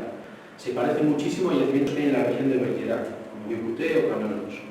Entonces estamos viendo que en el Chattelperroniense hay una especial creencia por hacer hábitats, ocupaciones al aire libre, que todas tienen unas características muy semejantes, y lo que os estoy diciendo es que por lo menos el Cantábrico Oriental, hasta Arambalcha, es una zona de expansión de esta cultura chattelperroniense. Lo que estamos planteando es que los neandertales, acerca del proceso de extinción de los neandertales, porque que haya pequeños eventos de extinción local puede ser especialmente interesante para entender por qué al final se extinguen completamente como especie. Y Arambalcha va a ser uno de los puntos que nos va a permitir hablar de estas cosas, ¿vale? Y por eso va a ser especialmente importante. Ahora estamos trabajando un poco, la industria no se parece nada a la del paleolítico medio, es una industria laminar, fabrican objetos alargados, ¿vale? Y son especialmente interesantes las puntas de Chattelperron. Aquí en este caso, en este punto de Arambalcha en concreto, donde hemos podido excavar el yacimiento, se ve que están fabricando las puntas, porque nos encontramos muchas puntas rotas en el proceso de fabricación. De hecho, tenemos apenas 2 puntas completas, ¿vale? No he puesto ninguna aquí. Generalmente nos encontramos fragmentos, que están rotas además en el proceso de fabricación, ¿vale? Y nos encontramos muchos núcleos utilizados para sacar las láminas que luego van a servir de soporte para estas puntas. O sea, es una punta como bastante especializada de puntas y ya os digo, es canónico en todos sus aspectos y ya os avanzo que estamos preparando una aplicación gorda para presentarlo de manera muy conveniente. Quizás os escapa un poco, pero ya os digo, es el único yacimiento de esta época al aire libre en toda la región cantábrica, que tenéis una distribución de los yacimientos chattelperronienses que hay en el mundo, ¿vale? Sobre todo están concentrados aquí en la zona de Périgord y la zona de Saône, en el centro de Francia. Hay unos poquitos puntos, estos son todos los que hay, no hay más. Hay unos poquitos puntos en el norte, hay unos puntos en torno a Bayona, unos cuantos puntos en los Pirineos, pero que son de yacimientos con muy poquitas piezas en general, y luego algunos puntos en la región cantábrica, entre los que destaca la especialidad de Arambalcha. El año pasado se publicó el primer yacimiento en la zona mediterránea, el Chattelperroniense, en la cueva Foradada, pero tiene también muy poquitos restos, y está diciéndonos que hay grupos, pequeñas partidas de caza de neandertales con esta cultura chattelperroniense que están internándose en un territorio que es desconocido para ellos y que están explorando, están ocupando territorios nuevos y están abriendo nuevas fronteras. Esto dura muy poquito, el Chattelperroniense, y ya hace 40.000 años ya desaparece completamente, y los neandertales probablemente, es mi opinión, ha desaparecido ya, y lo único que ha hecho es humanos modernos en todo Europa. Aunque hay algunos autores que defienden y siguen defendiendo hoy en día que sigue habiendo grupos de neandertales en el sur de la península, pero bueno, eso es otra historia que me la ocasión y os pido un poco lejos de lo que pasa, ¿vale? Otras cosas de paleolítico superior, de humanos modernos, nuestra especie en el paleolítico. muy poco, hay apenas nada. Hay algunas piezas sueltas, sin contexto, y el único conjunto que tiene algo de entidad que hemos podido estudiar hasta ahora es el de Agliamendi, que está en Yango, que recuperamos un lote de piezas bastante características que nos permiten situarlo en una época de en torno a unos 30 años de antigüedad. Es lo único que hay. Solutrense, que me venga a la memoria, creo que hay un resto de una pieza, foliácea, del Magdalense, que es el momento este famoso en el que sobre todo se hacen la mayor parte de las cuevas con arte rupestre. No hay ninguna evidencia sólida. ¿Qué está pasando? Pues probablemente nos falta encontrar el yacimiento al aire libre de esta época, de estas tecnologías en Río Costa. Quizás de Jorge. Vale. Esta es la posición de Agliamendi. Aquí tenéis los yacimientos en los que hay algo que sugiere que puede haber algo de la superior. Ya es que hay muy poquitos, ¿no? ¿Vale? Sin más. Aquí unas fotos de materiales de Agliamendi que no están muy bien conservados, pero que son característicos. Y vamos a pasar a la tercera reciente. Llevo una hora ya hablando y bueno, vamos a intentar acabar con todo lo anterior. Tercera reciente. Vale, ¿a qué nos referimos? Ya primeras comunidades campesinas y agricultoras. Esto significa que son poblaciones sedentarias o casi sedentarias, no son nómadas como las poblaciones del Paleolítico. Esto implica una explotación mucho más intensa del medio. Para la agricultura pues eliminan masas boscosas y abren superficies para poder cultivar o para poder tener pastos para los animales. Implica otro tipo de actividades, ¿vale? Implica normalmente casas, implica otro tipo de herramientas que no aparecen en el Paleolítico, como molinos, y sobre todo ya a partir del Calcolítico empieza a implicar otro tipo de tecnologías, pues por ejemplo la fabricación de objetos de metal. Entonces, es un periodo muy interesante, porque pasamos de sociedades de cazadores-recolectores con grupos pequeños, móviles y tal, a sociedades sedentarias que empiezan a ser grupos más grandes, que empiezan a mostrar ya una creciente territorialidad, que empiezan a decir este es mi territorio y no el tuyo, lo defienden. Hay evidencias, por ejemplo, en San Juan de Puerta Latina, en Guardia, hay evidencias de matanzas en el Neolítico, de matanzas de guerras, se empiezan a ver las primeras evidencias de violencia, entre grupos. Es un periodo especialmente interesante en el que se empiezan a configurar las primeras sociedades complejas, en las que empieza a haber estamentos, se empieza a ver jefes, se empieza a ver todo este tipo de... Pero jefes ya con jefes, que se empiezan a tratar de manera diferente, por ejemplo, en la sepultura, empiezan a actuar de manera diferente, empiezan a acumular bienes, empiezan a acumular tierras, empiezan a aparecer los objetos de prestigio, ¿vale? Los objetos, digamos que hay gente que se va a la sepultura con objetos de gran valor. Aparecen las primeras evidencias de comercio a larga distancia, pues aparecen ámbar del Báltico, obsidiana de Chipre, no sé qué, o sea, empiezan a aparecer ya un gran movimiento de gentes, de cosas, de conceptos, de materiales. Digamos que estamos ya en un mundo que se parece un poco más al nuestro, ¿vale? Ya no es el mundo del Paleolítico, es este mundo. Y se ve que Uribe Costa es una zona especialmente interesante para estos grupos. Yo creo que por dos motivos. De nuevo, por la geomorfología de la zona puede ser susceptible, a diferencia, pues, por ejemplo, de los valles un poco más encajados y tal. Es una zona llana, con un buen desarrollo de pastos y en la que se puede probablemente desarrollar una agricultura, que no muy intensiva, pero se puede desarrollar una agricultura al menos de subsistencia, algo de cereal, algo no sé qué, porque ahora mismo no hay, pero seguramente en su época lo había. Y por eso puede ser interesante, pero es que sobre todo hay sílex. Y el sílex se convierte, sobre todo en algunas posiciones muy especializadas, en un objeto de prestigio, ¿vale? Y un objeto de prestigio que es objeto de una producción especializada y de comercio. Bien, aquí tenéis el mapa de yacimientos de la historia reciente.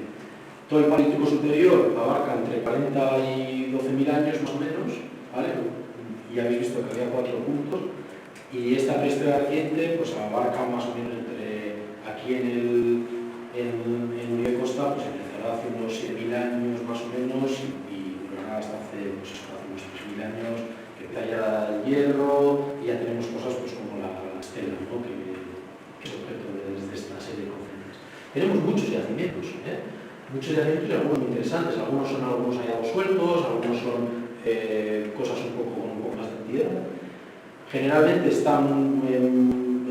son hallados en superficie o en contextos que no son muy buenos. Ha habido muy poquitas excavaciones de excavaciones per se, y las pocas que ha habido han sido interesantes. Y además, en esta época tenemos un fenómeno interesante, que es el megalitismo. Empiezan a aparecer los primeros monumentos megalíticos, los dólmenes, menires no se ha encontrado ninguno, túmulos y dólmenes sobre todo, que están vinculados con el mundo funerario y que están vinculados con estas sociedades que os digo que empiezan ya a mostrar los primeros síntomas de una creciente estratificación, ¿vale? De crecientes desigualdades. Y hasta ahora se conocía sobre todo en los túmulos que están en el Cordal de Ñaricolanda, ¿vale?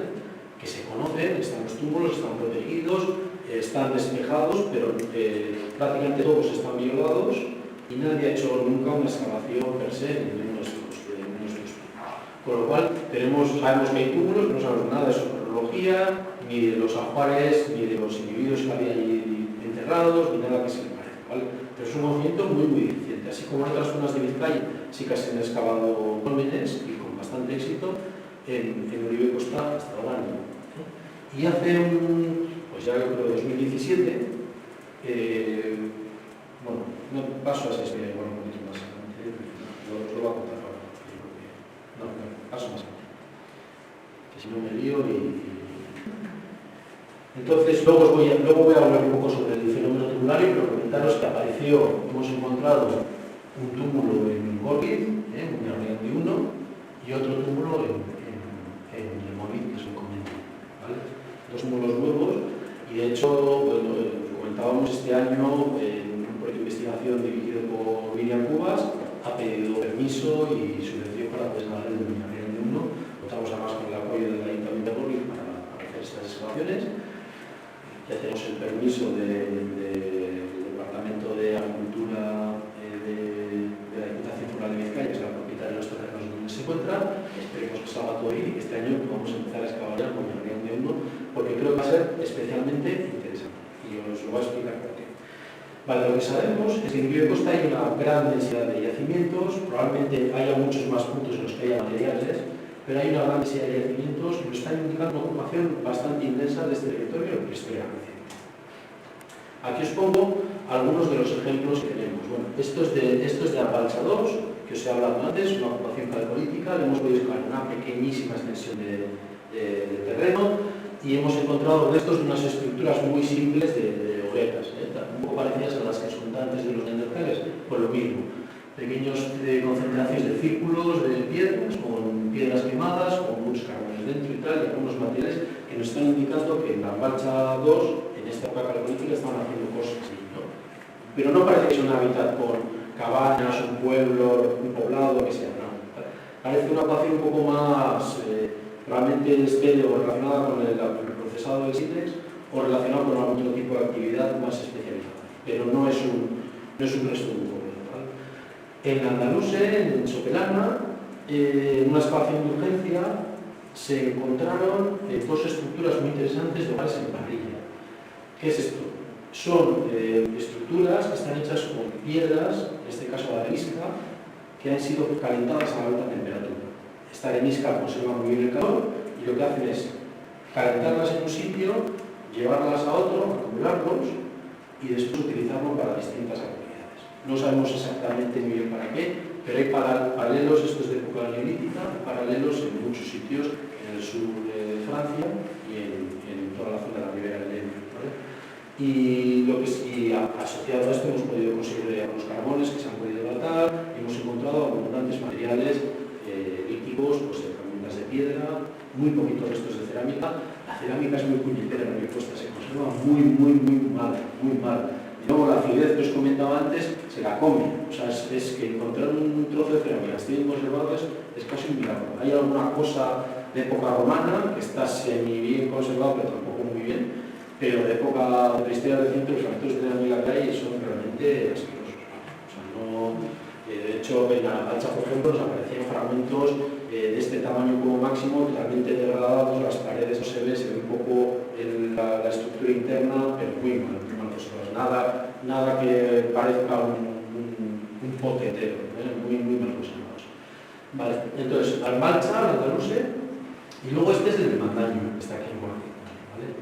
Entonces, en el año 2007, si no recuerdo mal, en una pequeña lomita que se llama Mandaño, que está aquí en uno de los meandros enfrente de Isusquiza, ¿vale?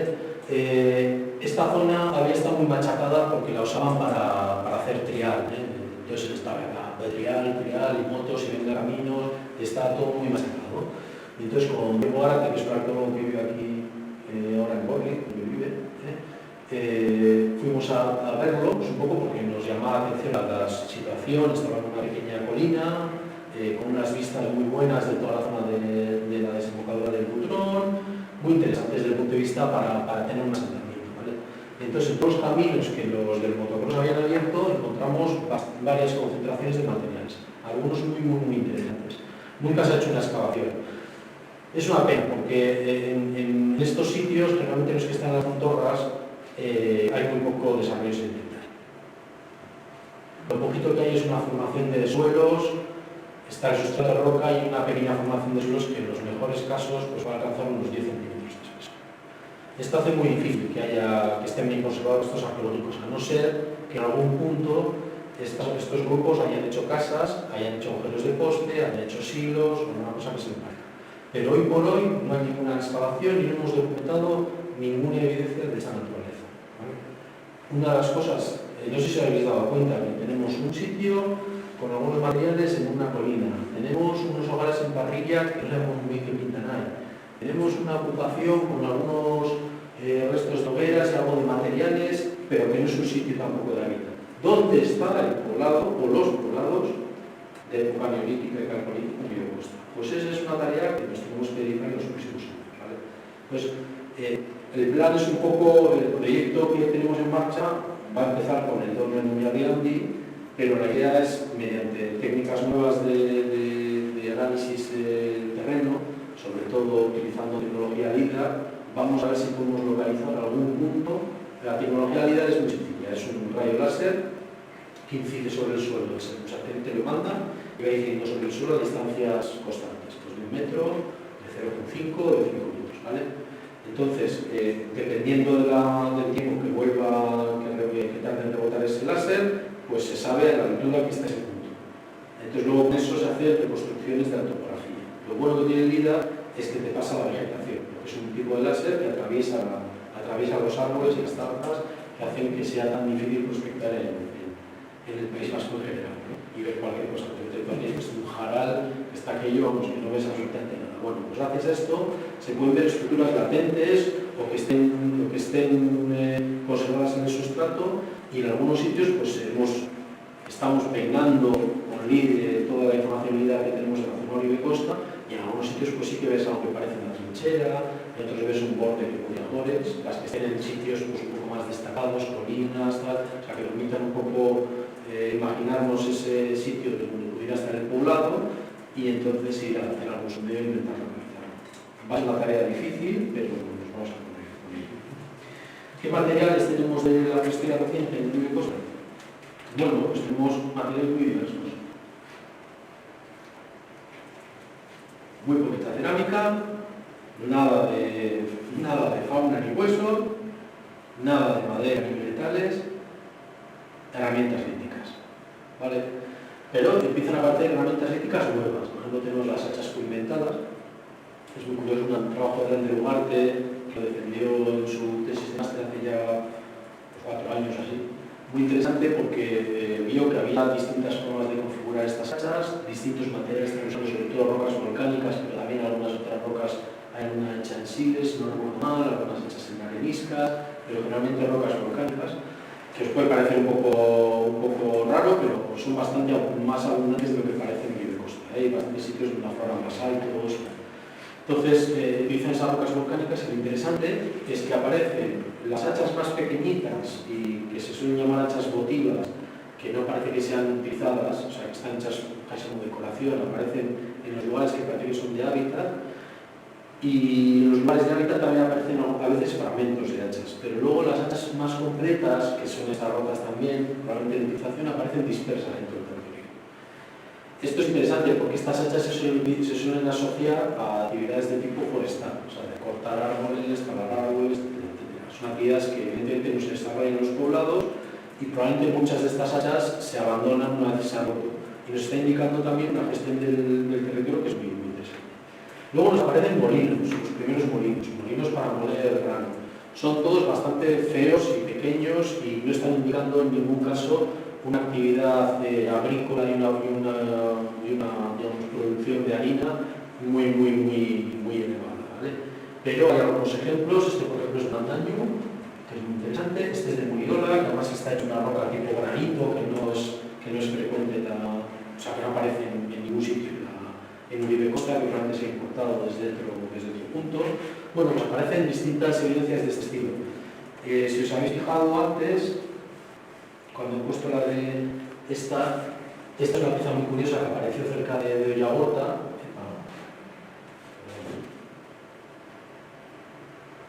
Es un mortero, ¿vale?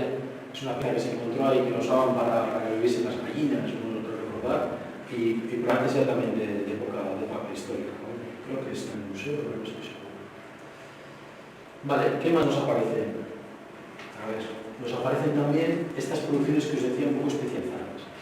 Uno de los motivos que hace que Uribe Costa sea especialmente interesante es la presencia de sílex. Probablemente la gestión de este sílex provocó más de un conflicto. Me voy a explicar. Es un recurso limitado, que está muy concentrado en una zona y seguramente los grupos que tuviesen acceso a este sílex lo controlarían de manera bastante eficiente. También se puede explicar, luego os voy a enseñar por qué nos encontramos muchas puntas de flecha dispersas por ahí. Es posible que hubiese incluso algún pequeño episodio de pelea por el sílex. ¿Por qué es interesante este sílex? En esta época, sobre todo en el Neolítico final y el Calcolítico, están haciendo unas producciones especializadas con talla a presión. Antes de esta época, la talla se hacía por percusión, ¿vale? Cogías un nódulo de sílex, un percutor, un martillo de piedra o de madera o de hueso, ¿vale? O de asta, y lo golpeabas y sacabas restos. Y esto permite una producción más o menos controlada. Pero estos tíos lo que están haciendo es preparar unos núcleos muy bien, los sujetan, los cuadran perfectamente y entonces aplican distintos tipos de presión, pues, con muletas, que es una especie de muleta con un puntero de cobre o de hueso que les permite hacer presión con el pecho para sacar láminas, o lo hacen con palancas ya para sacar láminas mucho más grandes, y lo que les permite es tener una producción sistemática, casi en cadena, y de productos muy regulares que se parecen muchísimo entre ellos, casi parece una producción en serie, ¿vale?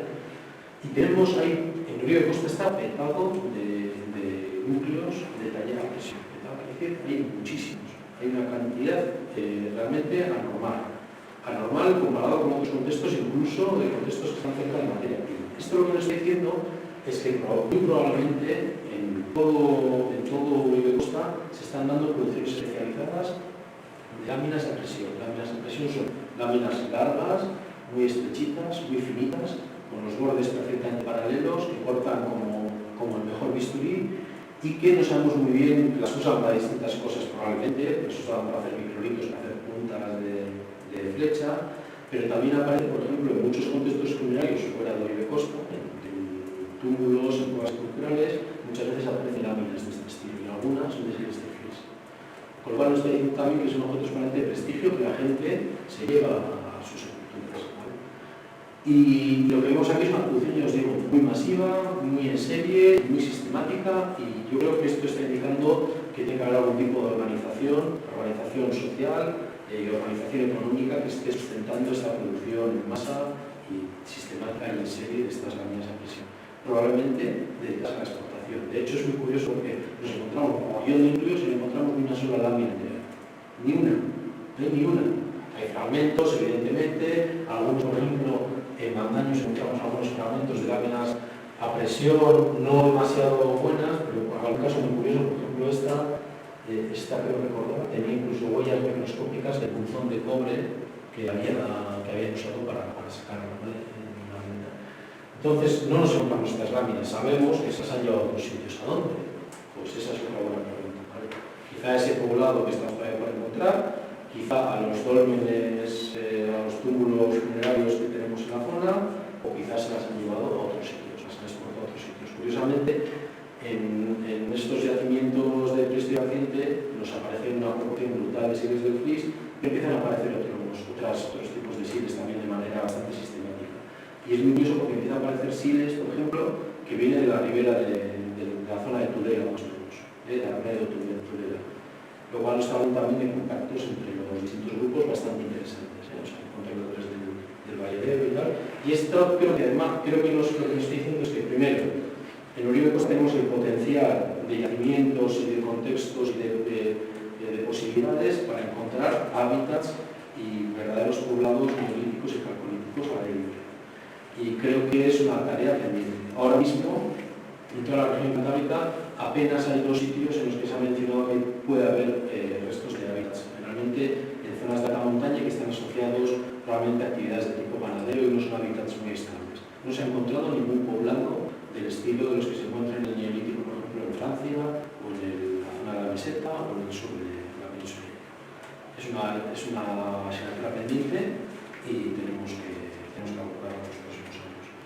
Lo que os decía, algunos ejemplos de puntas de flechas, por ejemplo, puntas de flecha foliáceas, que son muy características de este periodo neolítico final calcolítico, incluyendo una pequeña punta de palmera que está hecha en cobre, ¿vale? que la encontró, bueno, la tiene recogida Barandán en su monografía del año 60, que es también única, que es un tipo de objeto como muy característico del calcolítico inicial y, bueno, realmente es excepcional.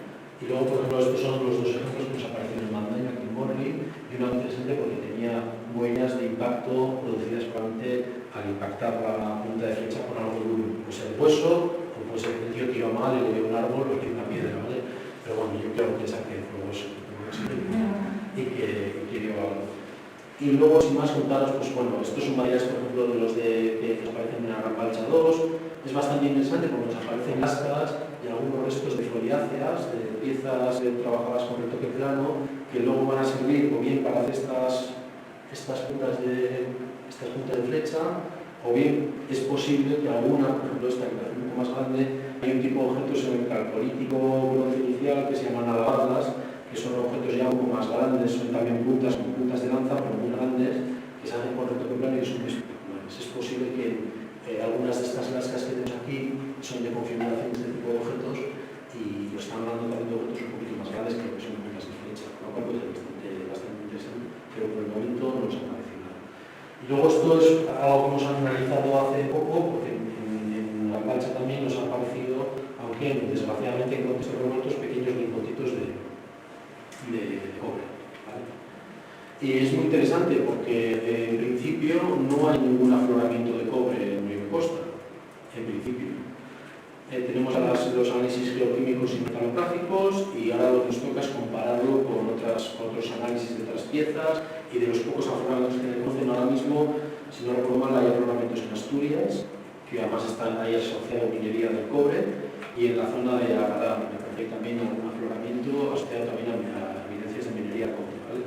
Pero no hay muchos más. Entonces, bueno, ahora nos toca investigar a ver si este cobre se parece al de Aralar, al de Asturias, o si es otro diferente, y si es posible que pueda haber algún afloramiento público aquí en la zona de Oribe Costa.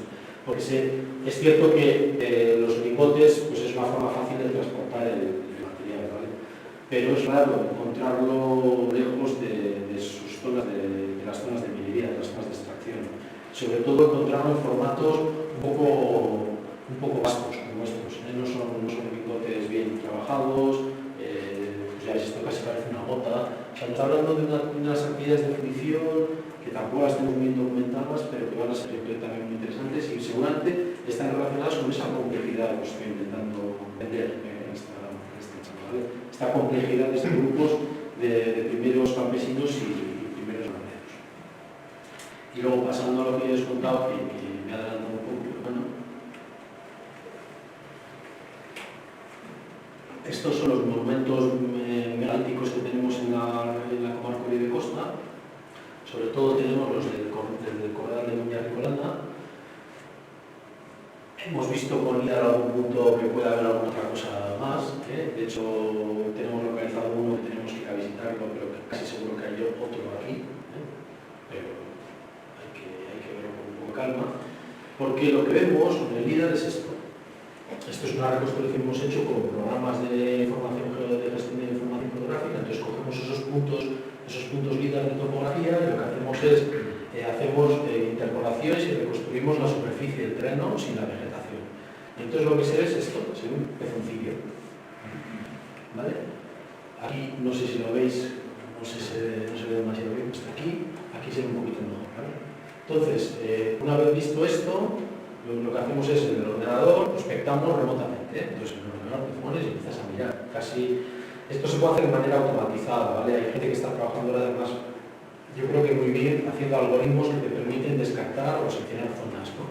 Pues barren, digamos, superficies grandes de terreno y te dice, oye, pues en este punto de repente tienes un cambio en la topografía brusco que te da una forma circular, más o menos. Bueno, pues esto nos permitiría clasificar el terreno, encontrar los sitios donde tenemos estas zonas, digamos, destacadas, y ir luego a buscarlos y ver si realmente puede ser un túmulo, o puede ser un acúmulo de piedras que haya hecho un agricultor, o puede ser que hayan hecho una piscina y la hayan acumulado ahí la tierra que han sacado para hacer la piscina. O sea, puede haber muchas casuísticas, ¿vale? No vale solamente con hacer esto remotamente. Esto nosotros no lo decimos con este sistema de clasificación automática, lo decimos a huevo. Básicamente lo que viene a ser ponerte delante del ordenador y abrirte el LIDAR y ponerte a mirar zona por zona, por zona. Este se encuentra en Muñarriaundí, aquí cerca de Fanos, ¿vale? En Gorli. Es una zona muy chula porque tiene unas vistas espectaculares de toda la zona de la desembocadura del Butrón, toda la zona de Plencia, se ve todo Barrica, está en una zona, digamos, muy destacada. Asociado a esto vimos otras tres cosas en Muñarriaundí que pudieran ser túmulos pero que no tienen tan buena pinta, y la idea, ya os digo, es este año, a ver si nos dan el permiso, yo aquí lo suelto, como YouTube, a ver si nos dan el permiso y la subvención y podemos empezar a excavar este túmulo. ¿Por qué queremos excavar este túmulo? Uno, porque la pinta que tiene, tanto la morfología que podemos observar en el LIDAR como lo que hemos visto in situ, no se ve mucho, pero lo que hemos visto in situ es que no tiene pinta de estar violado. Y esto es muy importante, porque normalmente todos los túmulos, la mayor parte de los que nos encontramos, están violados. ¿Violados qué significa? Que en una época determinada, probablemente en época histórica, ha habido gente que ha ido allí sabiendo que allí podía haber tesoros, y lo que han hecho es reventar el centro del túmulo, porque es donde están las cámaras, reventar el centro del túmulo para encontrar esos tesoros. Esto provoca que en la mayor parte de los casos, aunque en algunos casos afortunadamente se conservan cosas y tal, pero muchos están muy destruidos, ¿vale? Los de Muñarricolanda parece que prácticamente todos están violados también, ¿vale? Y algunos, hay uno que tiene, me parece que es el de Muñarricolanda, me parece que es el que tiene un hueco en el centro que es bestial, ¿vale? O sea, es una cosa exagerada. Y este de Muñarriaundí no está violado, no tiene pinta en principio, ¿vale? No vemos esa depresión en el centro, que podría indicar que alguien ha venido y lo ha expoliado en época histórica. Esto nos abre dos posibilidades. Una, que nos encontremos un contexto funerario intacto, que es muy interesante porque nos permitirá conocer cosas muy interesantes acerca de los grupos que usaron como lugar de enterramiento, viendo el agua que tienen, las piezas que aparecen, los tipos de materiales, si están más o menos bien conservados. El sustrato, en principio, es de margocalizas, no tendría por qué ser demasiado ácido, incluso cabe la posibilidad de que podamos encontrar restos humanos, ¿vale? Y claro, todo esto son posibilidades, son desideratos, ¿vale? Deseos, pero la pinta que tiene es muy buena. Y entonces, esto va a ser muy importante, porque si encontramos restos humanos, por ejemplo, se pueden hacer distintos tipos de estudios, se pueden hacer análisis de ADN, se pueden hacer análisis, por ejemplo, de isótopos que nos permiten conocer cosas acerca de la movilidad, se pueden hacer análisis de dieta para saber qué comía esta gente. O sea, nos va a dar mucha información sobre la gente que se enterró en la margen derecha del Butrón, donde no hay el sílex, que os contaba, ¿vale? Esto también puede ser interesante porque igual podemos estar hablando de distintos grupos.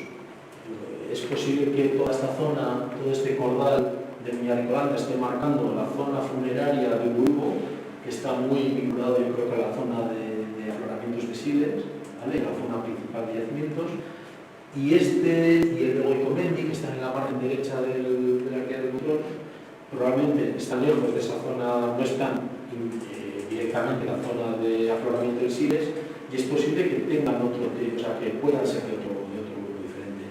Todas estas historias las tenemos que construir, las tenemos que reconstruir a base de excavaciones arqueológicas con tecnologías modernas que nos permitan obtener muchísima información de estos yacimientos.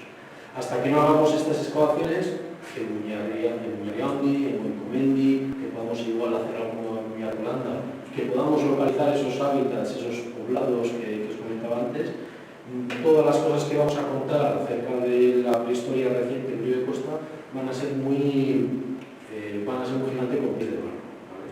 Tenemos muy poquitos datos de cronología, tenemos muchos materiales, pero generalmente con contextos muy malos. Necesitamos hacer más investigaciones para conocer estas poblaciones que fueron tan importantes y tan interesantes. Bueno, sin más, me he dado las gracias, me voy a esquer, y si tenéis cualquier pregunta, pues estaré deseado de contestar. Gracias.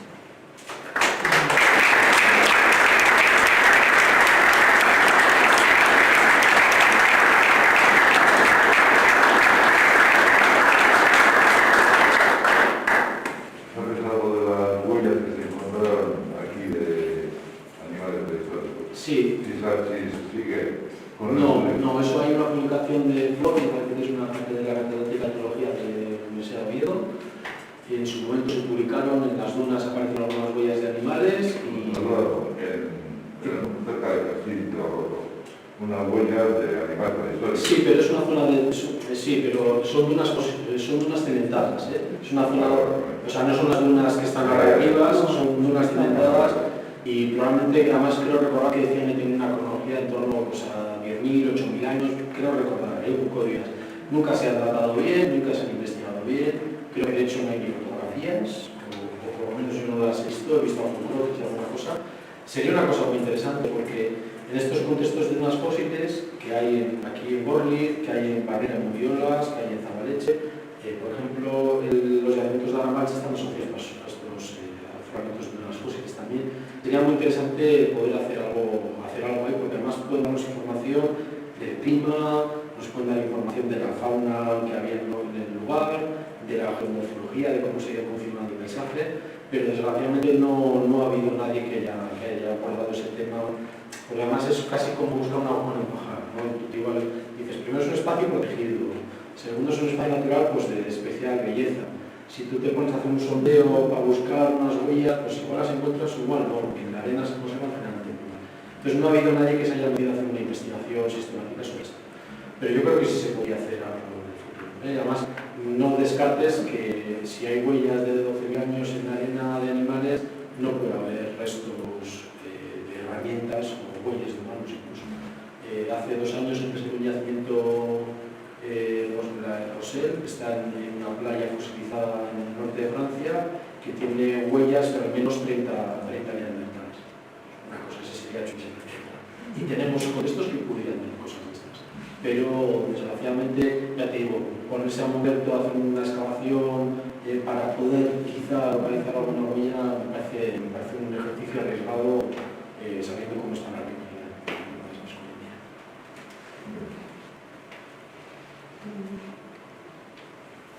¿Queréis preguntarle algo más? Una cosita. Sí. Has comentado que los neandertales o los que los últimos neandertales. Sí, los que tienen cultura chatarrona. Que se iban desplazando hacia la meseta, ¿no?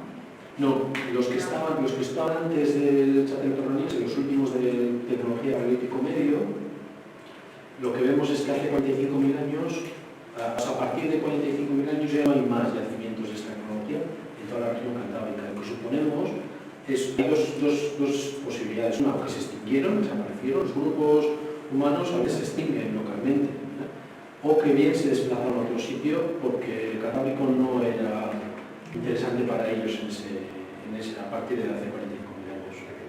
Ya, porque yo he oído que hay los últimos restos de neandertales en Europa que están en la zona de Cádiz, ¿no? Allí... Sí, hay un yacimiento que se llama Boramsque, que está en Gibraltar, y ahí hace años, en 2006, se publicaron unas grabaciones que decían que había neandertales hace unos 30.000 años. Desgraciadamente, desgraciadamente no. Los sistemas de datación han cambiado mucho desde 2006, muchísimo. Había otra serie de yacimientos en el sur de la península que tenían cronologías también muy recientes. Se han redactado todas nuestras nuevas metodologías, mucho más afinadas, que eliminan contaminaciones y tal, y todos de manera sistemática están dando fechas mucho más antiguas, ¿vale? En torno a los 40.000 años, 39, 40.000 años para los últimos neandertales. Estos de Gibraltar no se han redactado con estas tecnologías nuevas. Y entonces, bueno, pues hoy nos queda la duda. A mí me parece muy difícil defender la posibilidad de que hay poblaciones de neandertales que subsisten aisladas en un territorio tan pequeño, en el sur de la península ibérica, durante 10.000 años. Me parece una proposición muy difícil de entender. O bien no es así y esos yacimientos son mucho más antiguos de lo que se ha datado hasta ahora, o bien podríamos plantear quizá la posibilidad de que sean poblaciones un poco diferentes, híbridos, o que puedan ser poblaciones de Homo sapiens de nuestra especie que estén haciendo cosas, digamos, con tecnología que parece un poco más arcaica, algo de este estilo. Pero ya digo que en principio yo soy muy escéptico de que los neandertales, seguro para mí, más allá de 37.000, vamos a ponerlo ahí, más allá de 37.000, yo no creo que hay en todo el mundo ningún sitio que pueda entenderlo con solvencia. La pregunta del millón. En tu opinión, la desaparición de los neandertales, que a qué puede ser debido? ¿Se han ido desapareciendo así poquito a poquito? ¿O Bueno, ha habido algún desastre? Es un proceso muy complejo. Entonces estamos viendo que seguro hay causas internas, intrínsecas en grupos neandertales. ¿Esto qué quiere decir? Por ejemplo, se han hecho análisis genéticos en unos restos de neandertales que aparecieron en la cueva de Asturias, la cueva del Sidrón, y se ha visto, por ejemplo, que tenían bastantes evidencias de consanguinidad. Hay bastantes estudios de modelización que dicen que cualquier enfermedad o alguna enfermedad infecciosa, pues, como la que estamos sufriendo nosotros ahora, o algún tipo de empobrecimiento genético que pueda estar producido por el aislamiento de los grupos, en una época glacial en que de repente pues, hay zonas que sean incluso impasables o muy difíciles de atravesar porque hay glaciares y tal. Esto puede producir a la larga un empobrecimiento genético y una dificultad demográfica para los neandertales. O sea, esas serían, digamos, causas intrínsecas que están también asociados a un empeoramiento climático bastante acusado que se da a partir de 45.000 años. Empeoramiento climático que hace que en algunos sitios las condiciones de vida sean realmente muy duras, ¿no? O sea, todo esto junto, digamos que genera el caldo de cultivo para que los neandertales lo pasen mal, bastante mal. Pero curiosamente, y nadie puede olvidar esto, desaparece en el momento exacto en el que los humanos modernos entran en Europa.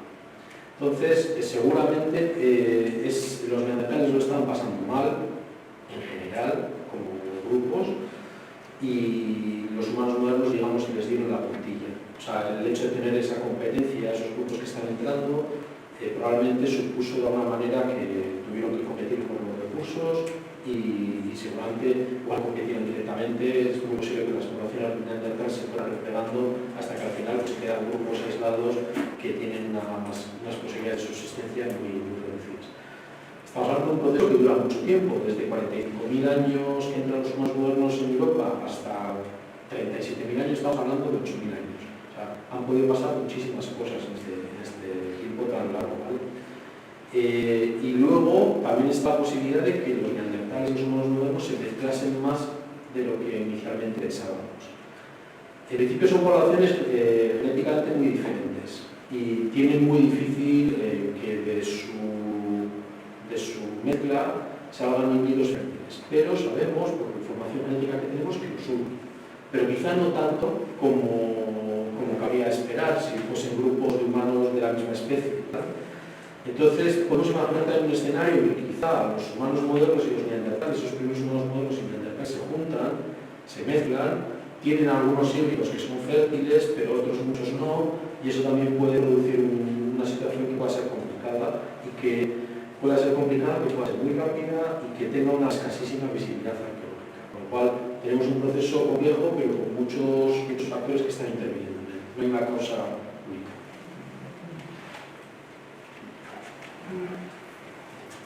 Bueno, ¿tenemos preguntas?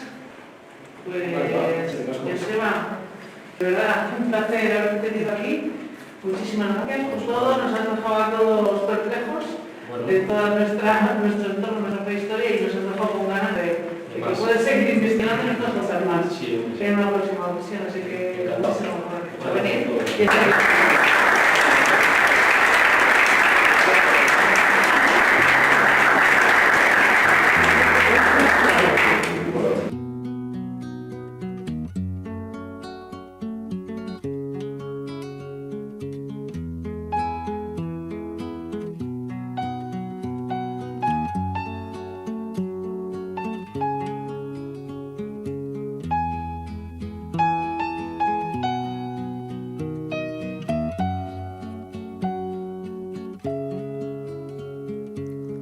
Izarren hautsa egun batean bilakatu zen bizigai. Hautsartatikan uste gabean noiz baigina den guernai. Eta horrela bizitzen gera, sortuz ta sortuz gure aukera. Atsedenik hartu gabe, lana eginaz goaz aurrera, kate horretan denok batera, gogorki loturik gaude. Gizonak badu ingurulatz bat, menperatzeko premia. Burruka hortan bizi da eta hori du bere egia. Ekin ta ekin bilatzen ditu, zaiatze hortan ezin geldi.